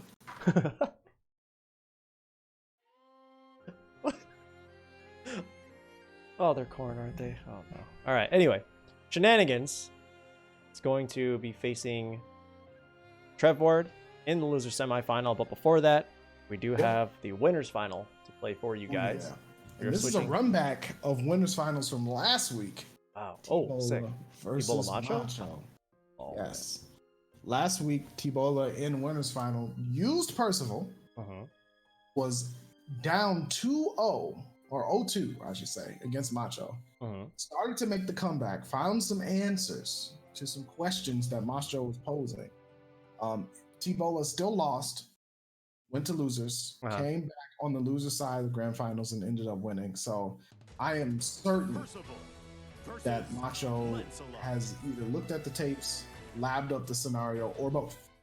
So let's see how it plays out this week when we get T-Bola and Macho first to 3 winners finals, low kick online week 3 Granblue Fantasy versus. So you're rock, man. Hopefully he did look at the tapes. If he lost the same way against the Percival, then that's a lot of data. Let's go. 2 brothers in an arena throwing fireballs. Facing out, does get the jump over and the dive down on the gun flame. Now T-Bola stuck in the corner. Gonna need to figure out a way to get out of there immediately. Nice blocks. That's not a TP.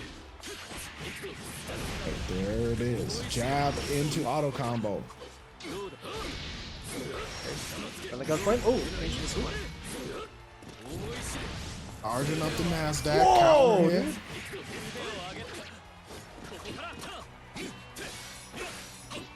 Okay, find his way out. Oh, counter hit! Kill him! Oh, stops it close. Counter it again! Kill his ass! That was nice. Okay. Let's go, Macho! Already swinging the run back in his favor. With 2 run-up overheads, getting 2 counter hits. Man, that's rough. Now, what's dangerous is he's used that trick. Is he going to be able to do it again? I'm not too sure. Oh man, the movement on this man. Stayed in front with that JU, knocked him into the corner, but he EX, re-severs his way out. Not EX, wow. DPs. Yeah, I'm like, EX re-sever? That's scary. I'm going home. Yeah. Speaking of counter hit overheads, T-Bola gets one for himself. Full conversion, hard knockdown. Spent 2 skills. Wake up super. Yep. This is 3 for 3. Macho is 3 for 3 with wake up super. Keep him coming. Keep him coming. I like to see it. Jump back on the fireball. Oh man, he's on the other side. Flames. Oh, he dove through him. Stop it. Don't stop. Macho, keep it going. Take this man into a game 5. 2. Game 2. Yes, exactly. Game 5. Keep it going. I want to see a game 5. This is exciting already. This is sick. What do you mean? Jump unique from T-Bola. I see it. Charging up. Macho has the answers. Trying to keep that space so that way he doesn't get blunted out. Knows. Oh, nice jump in there from T-Bola. That was very nice. He's already got him in the corner. The man grab. Here we go. Into the bionic arm. It's going to be scaled, but gets another hard knockdown. Another chance to set something up here. Dude! Okay. That was. I knew you'd do that. Dude, snatched him out of the sky. That was clean. Put him in a cage. Locked him down. T-Bola able to sniff out the teleport there. That's blocks, but late tech from T-Bola. Jump back, swinging just to keep himself safe. 2 lows in a row. Macho getting caught trying to jump. Oh, what the? Okay, I thought there was going to be something crazy happening there, but oh man, block on the EXDP. All right, hard knockdown for gun flame. So just for that added pressure. Okay. Oh no! Wow, got caught. Anti-air back into the mid screen. Yep, challenged with that standing jab. Yeah, that's going to scale really heavily too, but just enough to kill. And T-Bola takes game 2, bringing it to 1-1. I think you'll. 5. Green. All right. Maybe not for Macho, or maybe not for either of these players, but. Oh, punish the JU. Brings him down. That's the corner. Brings them stocks up. Oh, off the wall, air to air. Macho trying to push T-Bola into that corner. Nothing doing though on the DP.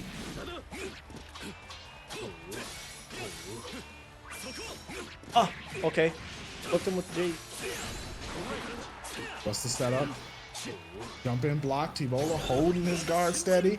Gets caught a little bit by Rekka. However, now Macho doesn't have that cooldown for just a little bit. Oh, full store. Toilet paper and all. Okay. Punish. Playing really, really patiently. Oh no, but now he's back. Stagger confirmed. Back into the corner you go. You got your toilet paper. Now you have to go back inside. Still a stay-at-home order. Oh no. Macho gonna stay with that mix-up into the low. I forgot stones. Always do. All right, charging up. Nice empty dash into command throw, pushing Macho into that corner. Hard knockdown for the ECP, charging up. T-Bola looking to find some momentum, got the overhead. However, Macho able to jump away and get something going. Oh, the empty dash through, but he actually gets punished for it? Macho with a little bit of work to do. Life lead in T-Bola favor. Plus frames put down on him. Overhead connects, jump back, I'm out of there.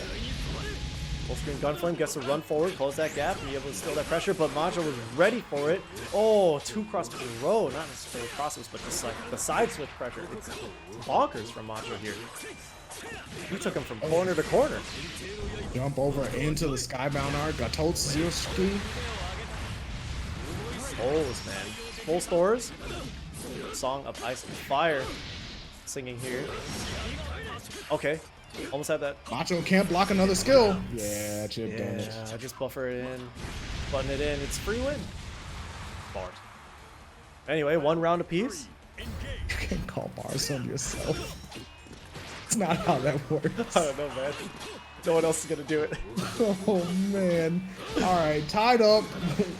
1 game apiece, one round apiece in this game 3. And T-Bola really is gonna need this because Macho, as we know, a type of player that just runs with momentum, and once he gets it, he leaves. So T-Bola trying to keep things nice and steady. However, here comes Macho. Oh boy, you know. That's actually dead. Yeah, it is. So, like, begrudgingly say, yeah, let's go. Can't be like that. This is an exciting match for you guys. This is a fight to remember. I can't remember the quote. Wow. I'm a fraud. I'm a fraud. So, Macho, looking to, move on to Grand Finals winner side, does have 2 games in his pocket, jumps over the universal overhead. T-Bola trying to chase down. Almost had a good block sequence. Oh, the jump. To beat the jump. XTP into the knockdown. He's going to stock up. Full swords. Top of the EX Gunflame and now back in the corner. Oh, man. Beat the button. Chrono Crush. Oh, man. He tried to overhead him, and he said, my overhead goes higher. Look. Yeah. Oh. There's the wake up super again. 4 for 4. Yeah, even from that far, man. Of course, the travel distance is pretty good. Try to beat a button. Oh, man. Air. Oh, that hurts. Version from T-Bola. Caught Macho. Oh, almost had an unblockable scenario. Charged it just to get out of there. Oh no, you gotta watch the toes. No meter though, it's not gonna kill, but this is gonna definitely hurt. 1 guess left. Yeah. The X Fireball, is it low? It is. The DP got him looking. Overzealous with the DPs. He's been really, really trying to find those breaks in Macho's momentum, but Macho is airtight. He knows exactly when to give the break. Stretches. Will connect. And Macho sitting on match point. T-Bola needs every round to just tie things up. Oh man, goes back to the old side. Already in the corner. Corner to corner. On offense too. Staggered. Yep. Here we go. Kill. That's kill. Macho winning the run back. Isn't that exciting? He watched wins the run back 3-1 and moves himself back into Grand Finals on winner side, sending T-Bola back to losers finals. Close to a repeat of last week, except last week it was 3-2. However, Macho showing that, you know what? I got some things for you. I got something special I've been working on all week. And, you know, shout outs to him for being able to come in and convert. Yeah, definitely shout outs to him that he's able to keep that consistent performance over into the next week. But very, very nice fights from both players. Next up, we're going to see Shenanigans versus Trevor Ward over in the losers semifinal, which is most likely going to be a Beelzebub mirror.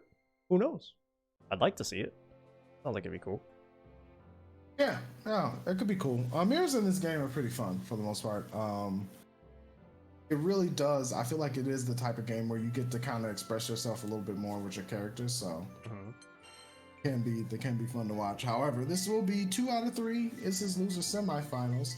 Winner of this will go on to face Ebola, who's sitting in losers finals, waiting to try to get a run back again against Macho. If it is a mirror, it's going to be pretty exciting. And whatever it is, it's going to be hopefully... Oh, it's not. I forgot. Shenanigans does have a Charlotta. Real Shenanigan. It's in the name. It's true. It's in the character. Facts. It's facts. But what also is facts is that we got a hot match up and ready for you guys. Shenanigans and Charlotta versus Trevor Ward, Beelzebub. Let's see how it goes. We did see this matchup a little bit earlier, did we not?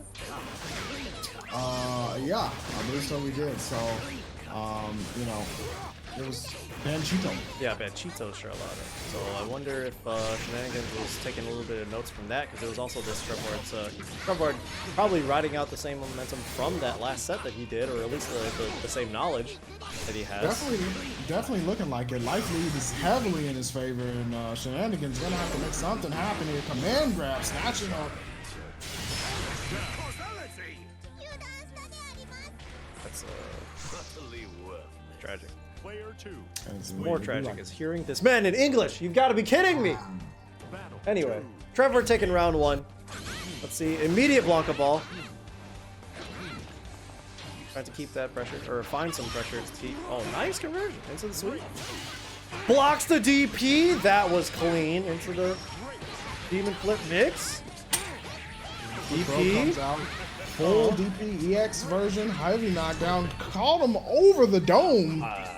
Perfect. You had to do it. We had to say perfect. Yeah. Just a display of force, you know? Like, I don't care that Jita's out. Still the ultimate. Oh wait, Grand Slam exists. Never mind. Okay. Anyway. Blanca ball. Wow. Blanca ball gets blocked. DP. Stuff it! Shenanigans gets beat back, but the dive kick gets stuffed off the wall. Here's DP. Hard knockdown. Another jump. Oh, he went with the empty jump low this time. Didn't quite convert. He teleports his way out. Oh, is this actually going to beat him? Wow. Yeah, it does. Caught the very last parts of that dive, and now Shenanigans. He'll take that trade. Losing round 1, but then taking the next 2 rounds to put himself on the board 1-0. In an explosive. One game away from going to losers finals. Yeah, man. In such a really, really dominant fashion too. After that first round, he really took all of the notes that he needed. Basically had him in the corner for the entire duration of the second round, and it was just constant guessing wrong, just like that one. Guessed wrong on Trevor Ward's end. Now he's paying the price, and he's in the corner. Counter hit overhead, but he didn't capitalize enough from it. Now he's gonna struggle. Struggle for a lot of imagine. But anyway. Slashes in, dive kicks his way out, finds that anti-wear into the Hoover. The damage is building up, but no, the wake up super as a response. Not quite gonna kill. Damage is looking pretty high, big guy. Oh! Yeah. Just do it. Nice stuff from Shenanigans. 1 round left for him. However, Trevor Ward not out of it, able to still has some time to make some adjustments, but he's running out. That timer is ticking. jumping around too. No anti-air seen over on Shenanigan's side. Oh, damn, the stare down mildly for a little bit of respect, but I think Shenanigans is a little bit suspicious of Trevor Ward's game plan, thinking he's going to bust out some a little bit more aggression because he's DP'd 3 times already in this match. Oh, nice. It's round. Okay, comes in with Cake Knife. Cake Knife is too good. It's super good. Shenanigans gets to jumping into a throw. Life lead in his favor. Run up jab. Nothing else. Oh, the parry on the dive! Blocks the DP again, and he's actually dead! Yeah. No, that did not go like the last matchup at all! Trevor was just like, there's something different about this gorilla. That was clean. Very nice. I'll say it. So, looks like Shenanigans moving on to face T-Bola in the losers final. First of 3. Winner will get to do the do-si-do with Macho, who's sitting in winner's side of grand finals. I wonder who Bola's going to use, because when we got to this area before, he used Lil Wayne, I think, last losers finals. Yeah. And then switched to Grand, but we'll see who he's going to use. Oh, just busting out the Grand now. Yep, the Grand right now. Okay, looking like Captain coming to work. All right, here we go. Silverback. It's the only gorilla I know, man. I don't know. I don't know. I spent all my time in the city. Okay, I'm not cultured. In the city where the silverbacks are. That's the only ones we have here. It's the only gorillas we have. Exactly. Oh man! Immediately couldn't show a force. Find it. Oh, stuffs the 5H with a very, very quick fake knife. Close to the corner. Actually, in the corner. Plus throwing fireball parry. Nothing doing though. Max range. Vegeta got a haircut. Oh man! Avoids it. Oh, again. Yo, Shenanigans is transcending with these DP reads. He's read almost every single one in the last couple of matches. Pretty smart. Block a ball. Smart stuff from Shenanigans on the DP bait. Will take that momentum to get himself around. However, T-Bola did have some good progress there, and as we all know, it only takes a little bit from Grand to go a long way. Speaking of way to the corner. Yeah, even one with boot, he's able to build that momentum. EX boots his way in, stays plus, back throw. Oh, I like that parry. I like that parry a lot. Yeah, counter hit, still didn't capitalize off of it. But didn't react to the flash. There it is, standing heavy, rolls through the boot, gets clipped with overhead, late tech. Yeah, gonna have to back off a little bit after that. Oh. Just at the tip of the boot, he wasn't able to find a whip punish in there. Oh no! Yeah, close medium. And he found what he needed to be able to take that round. He's still got those boots well spaced in there. And then, like you said, the close this 5M to take that round. We got beat on the anti-air, or the air-to-air, but wow, he actually worked right back in there. T-Bola looking to find all the momentum. Jump U connects into the DP for the hard knockdown. What's the setup? Cross up blocked. Yeah, I got one too, buddy. Don't forget. Oh, there we go. Into the poke. Oh, hard knockdown. Thought he was gonna. A little slow on the demon flip setup. Oh, now this is gonna hurt. Into the JU hard knockdown and into the super. Are you? Okay, doesn't kill. I was really curious. Empty jump throw. Yeah. Second time T-Bola has used that with Gran. It's really good too, because a lot of people expect the JU, and with it being a delayed button, they will wait longer than they normally would sometimes. Right. And you can use that delay to get a throw in. Oh man, the 5H. R5H blocks the DP, says it's my turn. Oh boy, it's a lot of damage coming out. Yeah, that recovery in there. Oh no, into the throw. Still caught by the tail end of that DP, but Demon Flip stops the EXDP. Now, Shenanigans has a chance. Shenanigans has a chance. Oh, okay. It's a lot of damage on the board. Like the blood off. Down. Bro, from T-Bola. Yeah. Close out the round. Works. Battle Works. 2. Engage. Can't take that one. That's a throw you can take. You know. DP out of that pressure. I like it. It's my turn. Wow, right back at you. Okay, very nice. Got life lead. There we go. Now he's in the corner. Just above meter.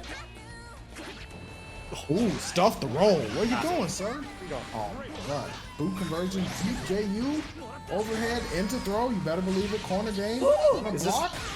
Oh, No. man. It's kill? Is it kill? Maybe. Down. Yes.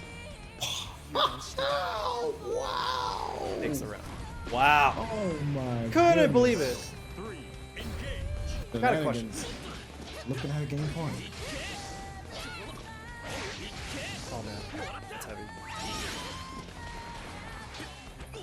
Oh, the shimmy? Nothing in response though.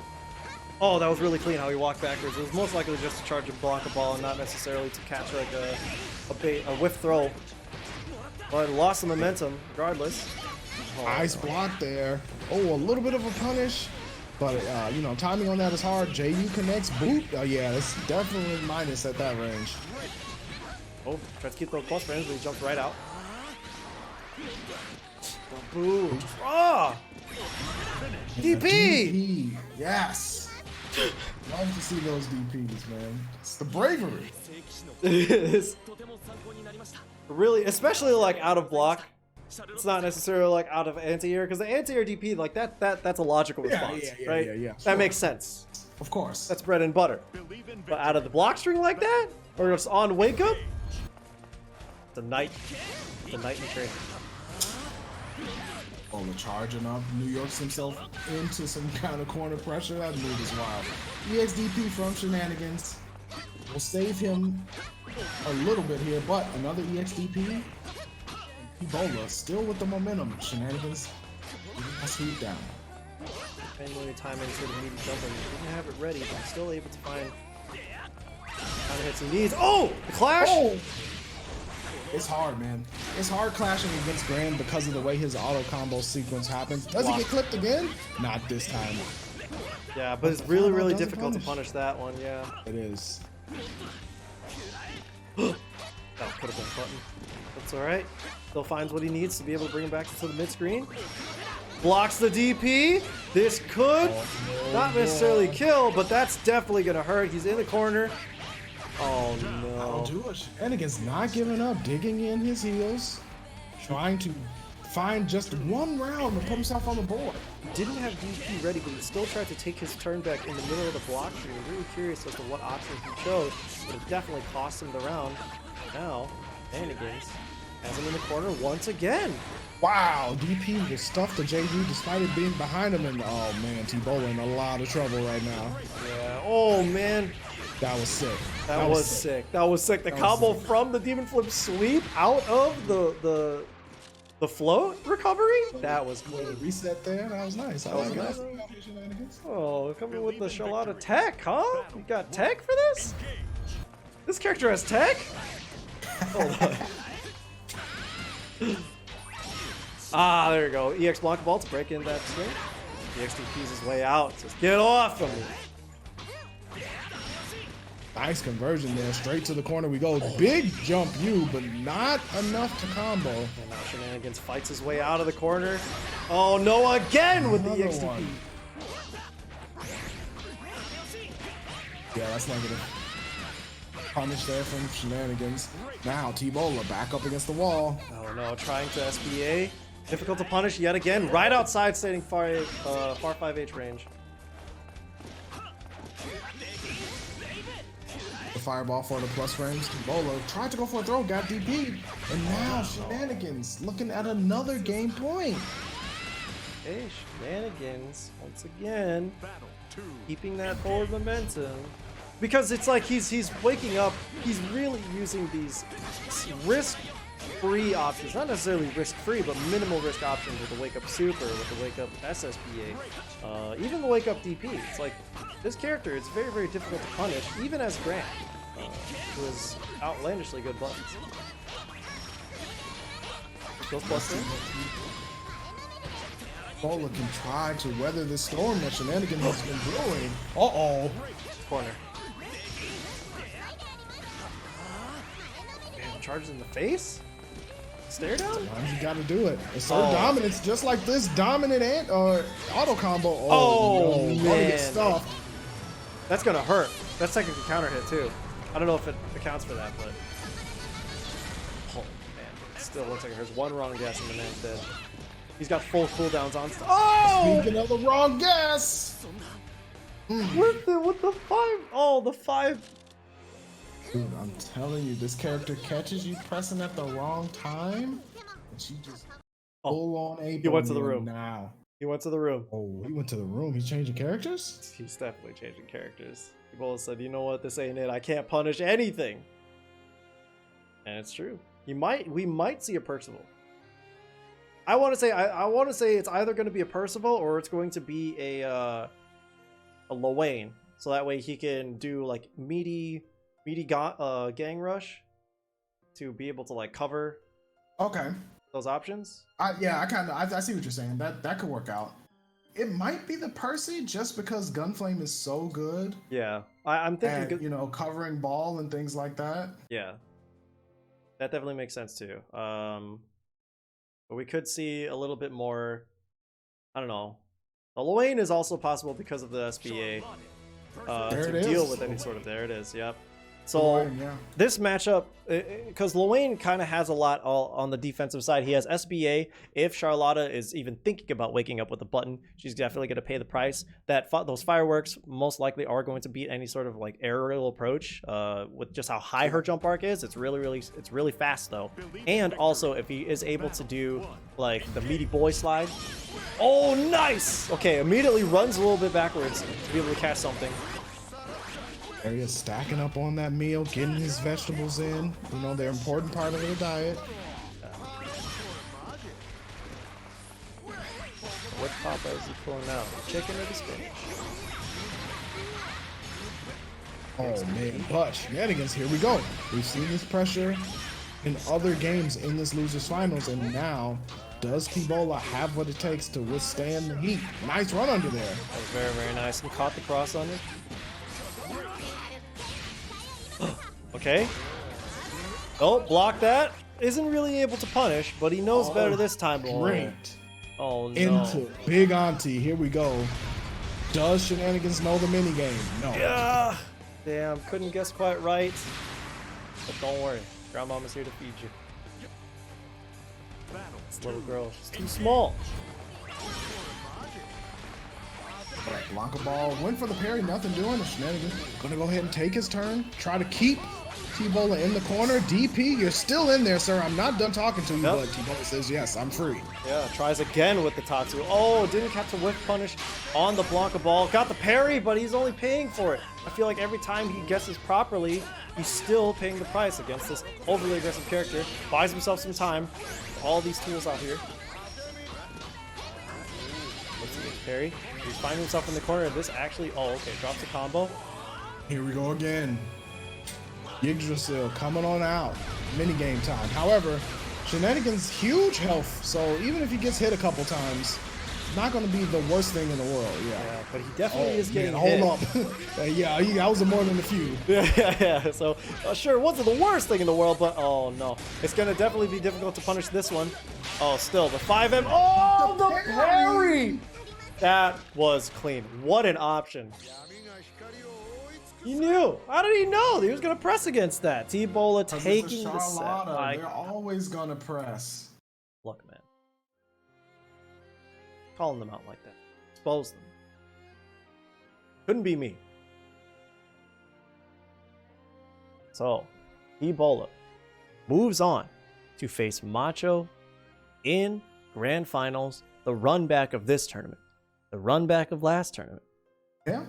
This is going to be good. This is a match that happens a lot. This is what I want to see. Does T-Bola go to the Grand? Yeah. You think he's going to be a little bit more confident in the Grand matchup on in this one specifically due to last week? I mean, I would. I mean, why not? Like, why wouldn't he at this point? You know, like, it's one of those things where it's like, of course, right? But he starts off with Lil Wayne this time. Interesting. Very, very interesting. So, like, he came out of the gate swinging with Grand last week, right? So, the fact that he's not doing that this time, he must have something in mind. Maybe he just won't come. Maybe he just wants to try it out. We're about to find out right now as Grand Finals starts for LKO Week 3 of Granblue versus. Oh, and immediately we're already seeing a lot of things being thrown down on screen. He's already trying to stock up on his meter as best as he can. The food that he grabs is random, right? Like, he can't control what he pulls out of his pockets. Kind of Yes, it is random. You can't control it. Kind of just stuffs his pants and goes. Oh man, that's not how you do it. Sometimes you gotta do that. Line the pockets with foil, the old hood tech, get whatever you can from the buffet, and there you go. That's your food for the week. Yggdrasil's mystery basket? That's pretty cool. Oh man, the deep run-up throw keeps him guessing.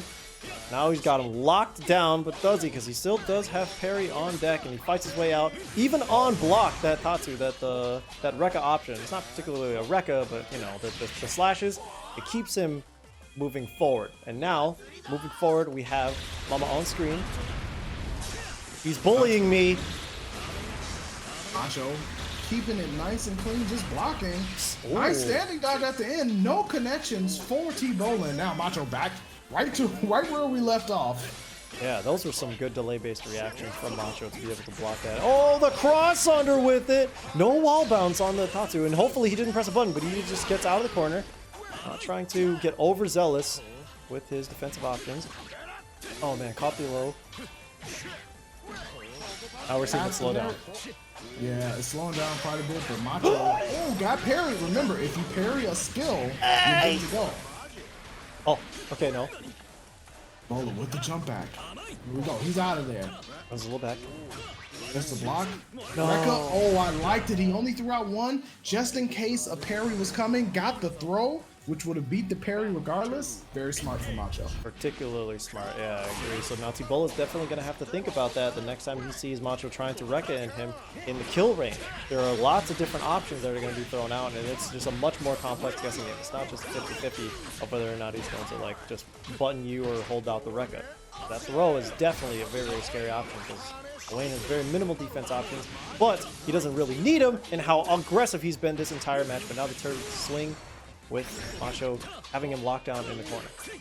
Yeah, Macho able to try to press in the corner. T-Bola finally finds a space to get some breathing room, but Macho again pressing T-Bola right back to the corner with those Rekkas, and now T-Bola got to guess right. EX parry is on cooldown. Still a bar is out. Hold on. Oh, he got hit with the missile and the interrupt, and then he calls out the boys. Pop bottles? Oh no, just goes for the swing. Man, the VIP piece, dude. Come on. Can you imagine? That was nuts. That was pretty cool. All right, T-Bola tying it up. One game apiece here. Macho teleports himself into the corner. T-Bola takes advantage, set down to Carolina bot. Man, everybody came out. Oh. That was a whole toy store. That was really cool. The kids came out to play, man. But Wayne brought all toys, all the goodies. Yggdrasil's whole wallet. Okay, slaps her off. That's all right. Still back up on cooldown. Oh, missed the cross up, and now he actually gets punished for it, but not too heavily. Drops him down. Into HPA. What's it gonna be? Macho tried to stand him down to get cut twice. Damn. He tried to stand dodge twice, but just threw out different options each time. That's really scary. Macho's gonna have to really calculate how he's going into this, because this Lil Wayne is working very, very well for T-Bola. Now T-Bola does have to fight his way out of the losers bracket first, so he does have to beat Macho 3 times with Lil Wayne or with whomever to be able to reset the bracket and potentially win the bracket. But if he's going to be able to do all that on Lil Wayne, who knows? It's going very, very well for him this early on. So who knows if Macho's got some new tools up his sleeves or got adaptations to make. Yeah, so far so good for T-Bola, but as we've seen time and time again, Macho, one of those players that can definitely turn up the heat when his back is against the wall, so it's going to take a little bit more from T-Bola. Here comes HP again. Okay, caught him with the overhead into the rush. Oh! Back block. Wow, what a defensive series from T-Bola. That was outlandishly good defense, but amazingly risky offense from Macho. He spent the SSBA, and then he also spent his EX reversal option on 2 back-to-back ends. But T-Bola was ready for him. Gets a wall bounce to extend the combo. This is huge. Into the mix. Extends the combo again. That damage was nuts off of just like 2 guesses. That's perfect. Yep, that's what that would be. And T-Bola already up 2-0, looking to reset the bracket again. Yep.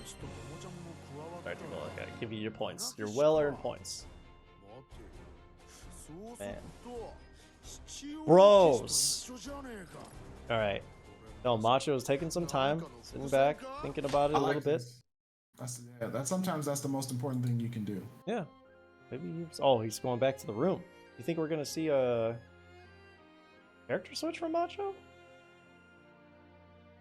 Maybe. Well, he does play Matera, or he has played Matera in the past. He's been mostly on Lancelot, but he has played her. There's a possibility he will switch. He has played her before her buffs, you know, and when she did get buffed on the 7th or earlier this week, he did come back to her in full force. So we saw him running a lot of casual sets. I ran some casual sets. Those were barely casuals. They were more just blowouts. But, you know, Matera did get some very, very significant buffs, and we are seeing Macho make the switch to Matera. She did get humongous buffs to her butterfly pressure and just her pressure overall. Her anti-air is a little bit more consistent. So we might see some new tools for him to bust out against Lowain, in the sense that this projectile pressure is probably going to be his way of shutting off any sort of Lowain pressure with any boys, with him trying to like stock up with food.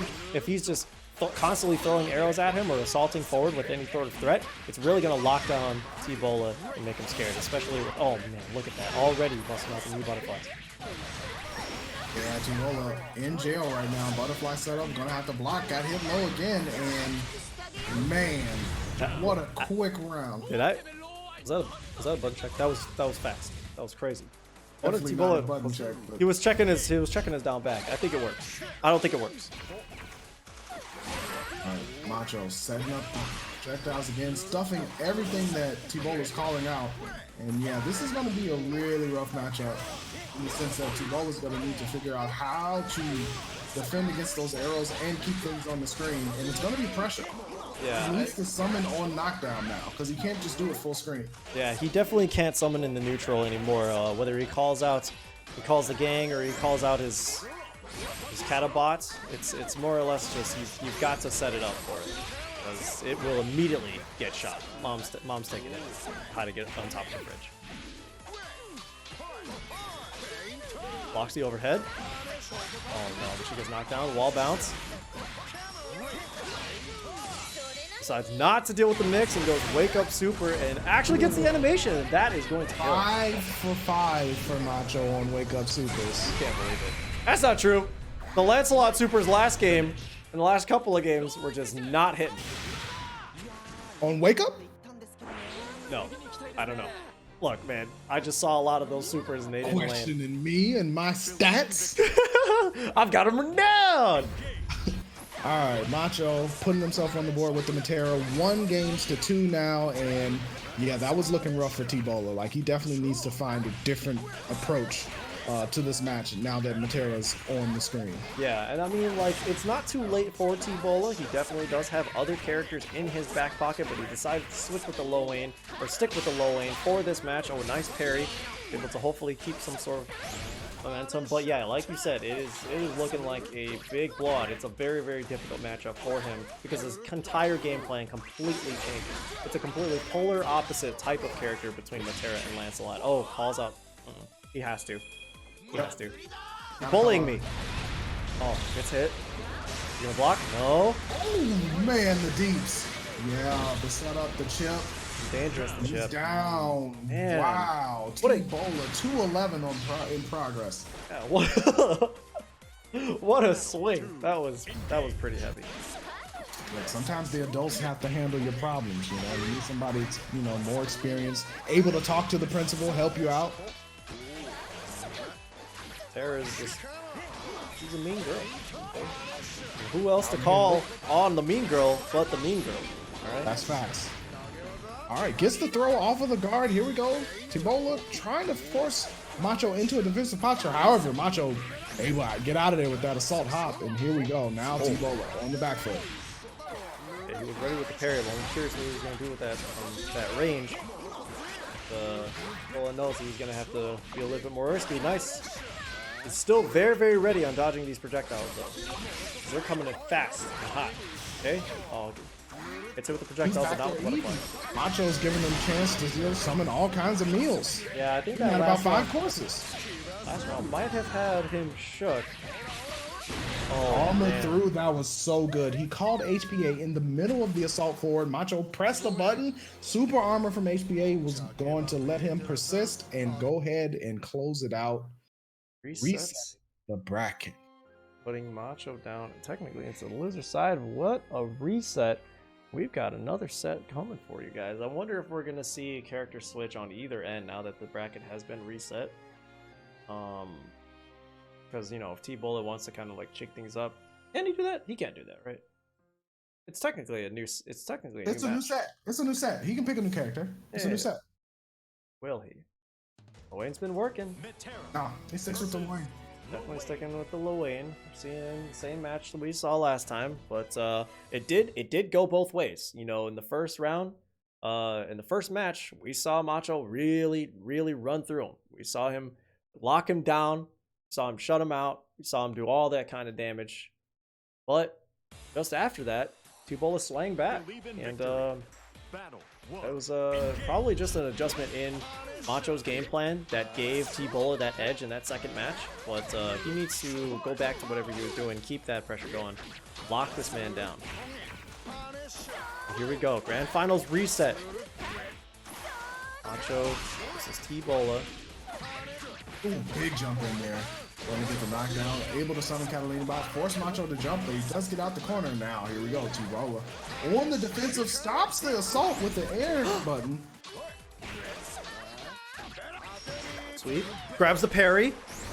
Brings him back into the corner. Oh no, the DP did not hit him in the rise. Or maybe he thought he was going to stand up and get hit by it. But that Catalina bot locking him down. Oh, the anti-air. Very nice anti-air. Not going to kill.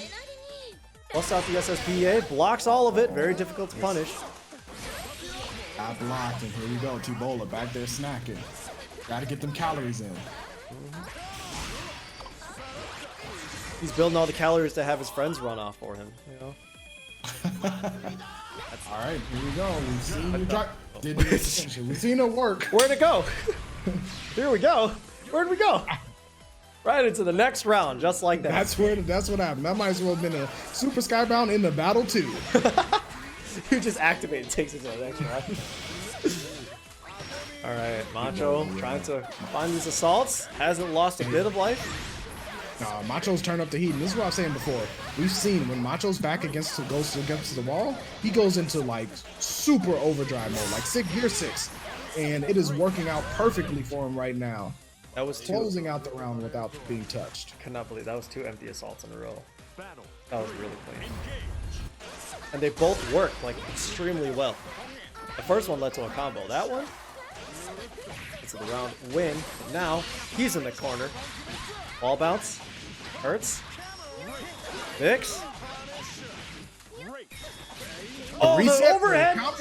Yo, Didn't nothing convert. though. Yeah, nothing from it. A plus? Oh, nice throw. It's with the booty bump. Set up. Oh, that hurts. Look at all that damage. He's dead. Oh man, I thought he was winning. He was. The counter hit overhead was supposed to be the closeout, but man, if you don't finish your plate. Yeah, man. He's snacking all the way over there. He was full. That's what happened. He was full. He didn't want to finish. Don't finish your plate. You're gonna be hungry later. That's the way it works. Yep. Well, then Mama Matera took that. Dinner's canceled. Man, imagine. All right, Macho. Got T-Bola in the corner right now, but T-Bola able to fight back a little bit. Jump back. And here we go. Full screen. Arrow connects. Man, he jumped, ducked, dipped, dodged, and dived again. 5 rules. Beating Matera. That's actual facts. Also, Ball bounce into the super, probably into the mix over there. Oh, man. He called the squad. He needed some help. Yeah, I need backup. You had to, man. You gotta do it. There's too much to handle for one man. Way too much. And here come the butterflies again. Caught him trying to jump out of there. Where you going, sir? That was a finish. Butterfly anti-air. Still here. Round 2. Assaults herself in the corner. Not gonna last long. Oh, the jump in. Yep. Want to get the knockdown here. Corner set up with the Catalina bot connection. Macho still having the guard. Now, T-Bola backing up, setting up the bot, getting some food. Couple of snacks. Better. Healthy eating. Drop the basket for the real MVP. Let's see if he can show it with his points. Oh no, the assault Macho into the cash out. Yeah. Didn't give him a chance to summon Glacier. I mean, definitely, if he was snacking all the way over there and he wanted to like continue that pressure with the assaults right over it, if he goes low, like, which is exactly what happened. There, I'm just going for that. Alright, anyway. Here we go. Final battle. Everybody in the background finishing their plate. Ball bounce. Some big damage. Here we go. Mix. Ooh, overhead blocking. connect. Yep. Delayed. And here we go. Tries to get with the anti-air, but gets punished in the recovery frames. Oh man, he said, I'm done. I'm done holding this. Had the homies. Gonna try and chip him out. It's gonna hurt. Yeah, that was really smart by Macho. I know what Macho was trying to do. It was trying to like stall that timer with the animations, or not like let that timer run down, but stall any sort of retaliation with the animation. But Ebola was still able to tank through, had enough time to be able to close it out with the sweep. And here we go, game 3. Game peace. Far enough. Oh, the air to air into a combo while bounce into the. Oh man, close range mix. Not quite gonna catch, but still able to keep the corner pressure. Hasn't taken damage quite yet. There it is. Got hit up with the overhead. However, throw break, air throw. Get yourself back into that corner, sir. Butterfly set up. Gets clipped. Oh man, this is gonna hurt. EX butterflies after this. Oh, just a regular butterfly. Still hurts. Worked. Oh man, Cash he's out. got the super. Oh! Oh, he was. Wow, that was disgusting. That He actually just let him fall and then hit him with some lights. was mean. The trap was laid and he took it. He landed with that button. Whether he wasn't blocking or he landed with a button, that was clean bait. Caught with the low. Gets the snack. Buys himself some time. Only for a moment because she's all over him all over again. How could he with a beard like that? There you go. Sweep into the Tatsu. Air to air. Oh, Convert. nice. Picks up on the counter hit. Overhead block, though. T-Bola still keeps his turn. Macho decided to block afterwards. Thought something was coming. Mix. Fights his way out. He's not pressing the button. Yup. That's a punish. Not this time. That's death. Yep. Didn't convert from that. All the boys backed out. Yeah. Oh no, didn't even convert, but he just caught him with the button. Wow! Really? Power Gotta slide. party something. You gotta celebrate your victories. You're Pat rock yourself stars, man. You got to. Can you imagine, like, next time we have, like, bracket, somebody just power slides for a victory? Like, when they pop off on stage, just power slides? I feel sorry for their knees, but that would be sick. That would be sick, dude. Come on, let's get some FGC crowd surfs. Let's not do that. Let's not do that at all. I apologize. Nice anti-air there from Macho. Gonna keep the pressure going. Ebola. Man, the boy got shot. Saw your homie get shot on the block. It's sad times. We'll visit him in the hospital later. It's all good. We got. Wow. Oh man, the missiles!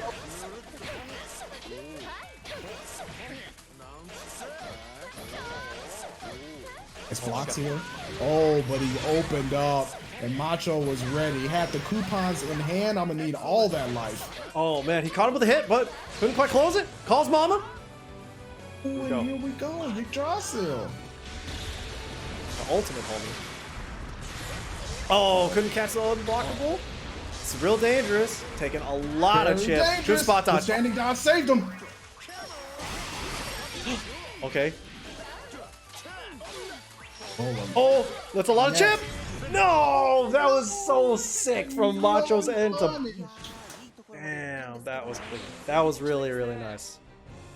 Got 2 points on the board for Macho. Poised to take this tournament. Oh man, we went back to the room. Go back to the room, man. Sometimes you need to just take a second, take a deep breath.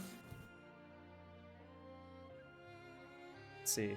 Are they they're trying to get a character switch going on? Okay. It might be. Might be. Is the captain coming out? It might be the captain. I Captain don't got make it happen. Let's see. a disciplined Matera. She can run around. She's bullying everybody. There he is. That's what He heard the scuffling above deck, was like, yo, what's going on? I come out of my quarters, people shooting arrows. This guy just eating in the corner, robots. Gods shooting down lasers. I was just trying to get some sleep. Alright, I'm having all of y'all swap the deck. Believe in victory. Here we go. Let's believe in victory. Game 4 of the Grand Finals reset here at Low-Kick Online 3. Immediately. Yeah. Buffoonery and buffoonery. Oh, kidding. Captain is asserting his privilege at the start of the game. Oh no! Privilege denied! Hurt. There's the butterfly setup. Does he block it? Nice blocks from T-Bola. However, not out of the woods just yet. Oh, he was Overhead connects. Late throw tech. Hey, still looking really dangerous with these assaults. He's just not ready. His defense game is kind of lacking. Oh, but you don't need to be ready if you're the captain. All you got to do is make it happen. Cancel out in the Super Skybound art. And that'll do it. That was bars. See, that's how it works. You gotta, it's the other person that has to say his bars. No one's gonna say it. I just like saying it. Anyway, there we go. Okay, Clash gets the backhand. Tara says, I'm the captain now. I think Grand still has the captain seal. EXDP. Oh man, he actually threw on the plus frames. Bravery from Macho coming out here, but T-Bola on the hunt. Negative boot. Yeah, you're gonna get punished for that. Yeah, definitely gonna get punished for that. Into the block. Immediately into the block. Roll through, doesn't want to be in that corner. EX New York gonna be far enough to get him a little bit of advantage. Anti-air. Oh no! You better believe it. Okay. Oh, just out of range for the 5C. Plus Find his way in. EX privilege, but whiffs. Oh no. Is that dead? That's dead. It goes into the animation. I can't believe the animation triggered even that high. He was just out of range. Or you think it was just out of range, but that caught. And Macho getting around on the board for himself. Tournament point for Macho. Yes, it is. Yeah, this is actually tournament point. Turn up the juice. The captain might have to go back into the quarters and, you know, just give that badge over to Matera for a couple of days. For a couple of days. At least until next week. But we'll see. Who knows? It's looking he's looking like it. That's full meter on his end. One more guess. The low. That's it. Smoked. And that's it. Macho is your low kick online. With a perfect too? Come on, dude. Yo, finish it out with the gold. Matera looks like she's a fancy lady. Give her a little bit of gold to finish off. And Macho coming back and avenging himself from last week with the Matera, taking the title of Sky Captain from T-Bola. But I would still say hard fought for Macho. And I mean, wise of him to change characters, right? Made the switch off Lancelot, switched over to Matera, and it ended up working out for him. Yeah, definitely.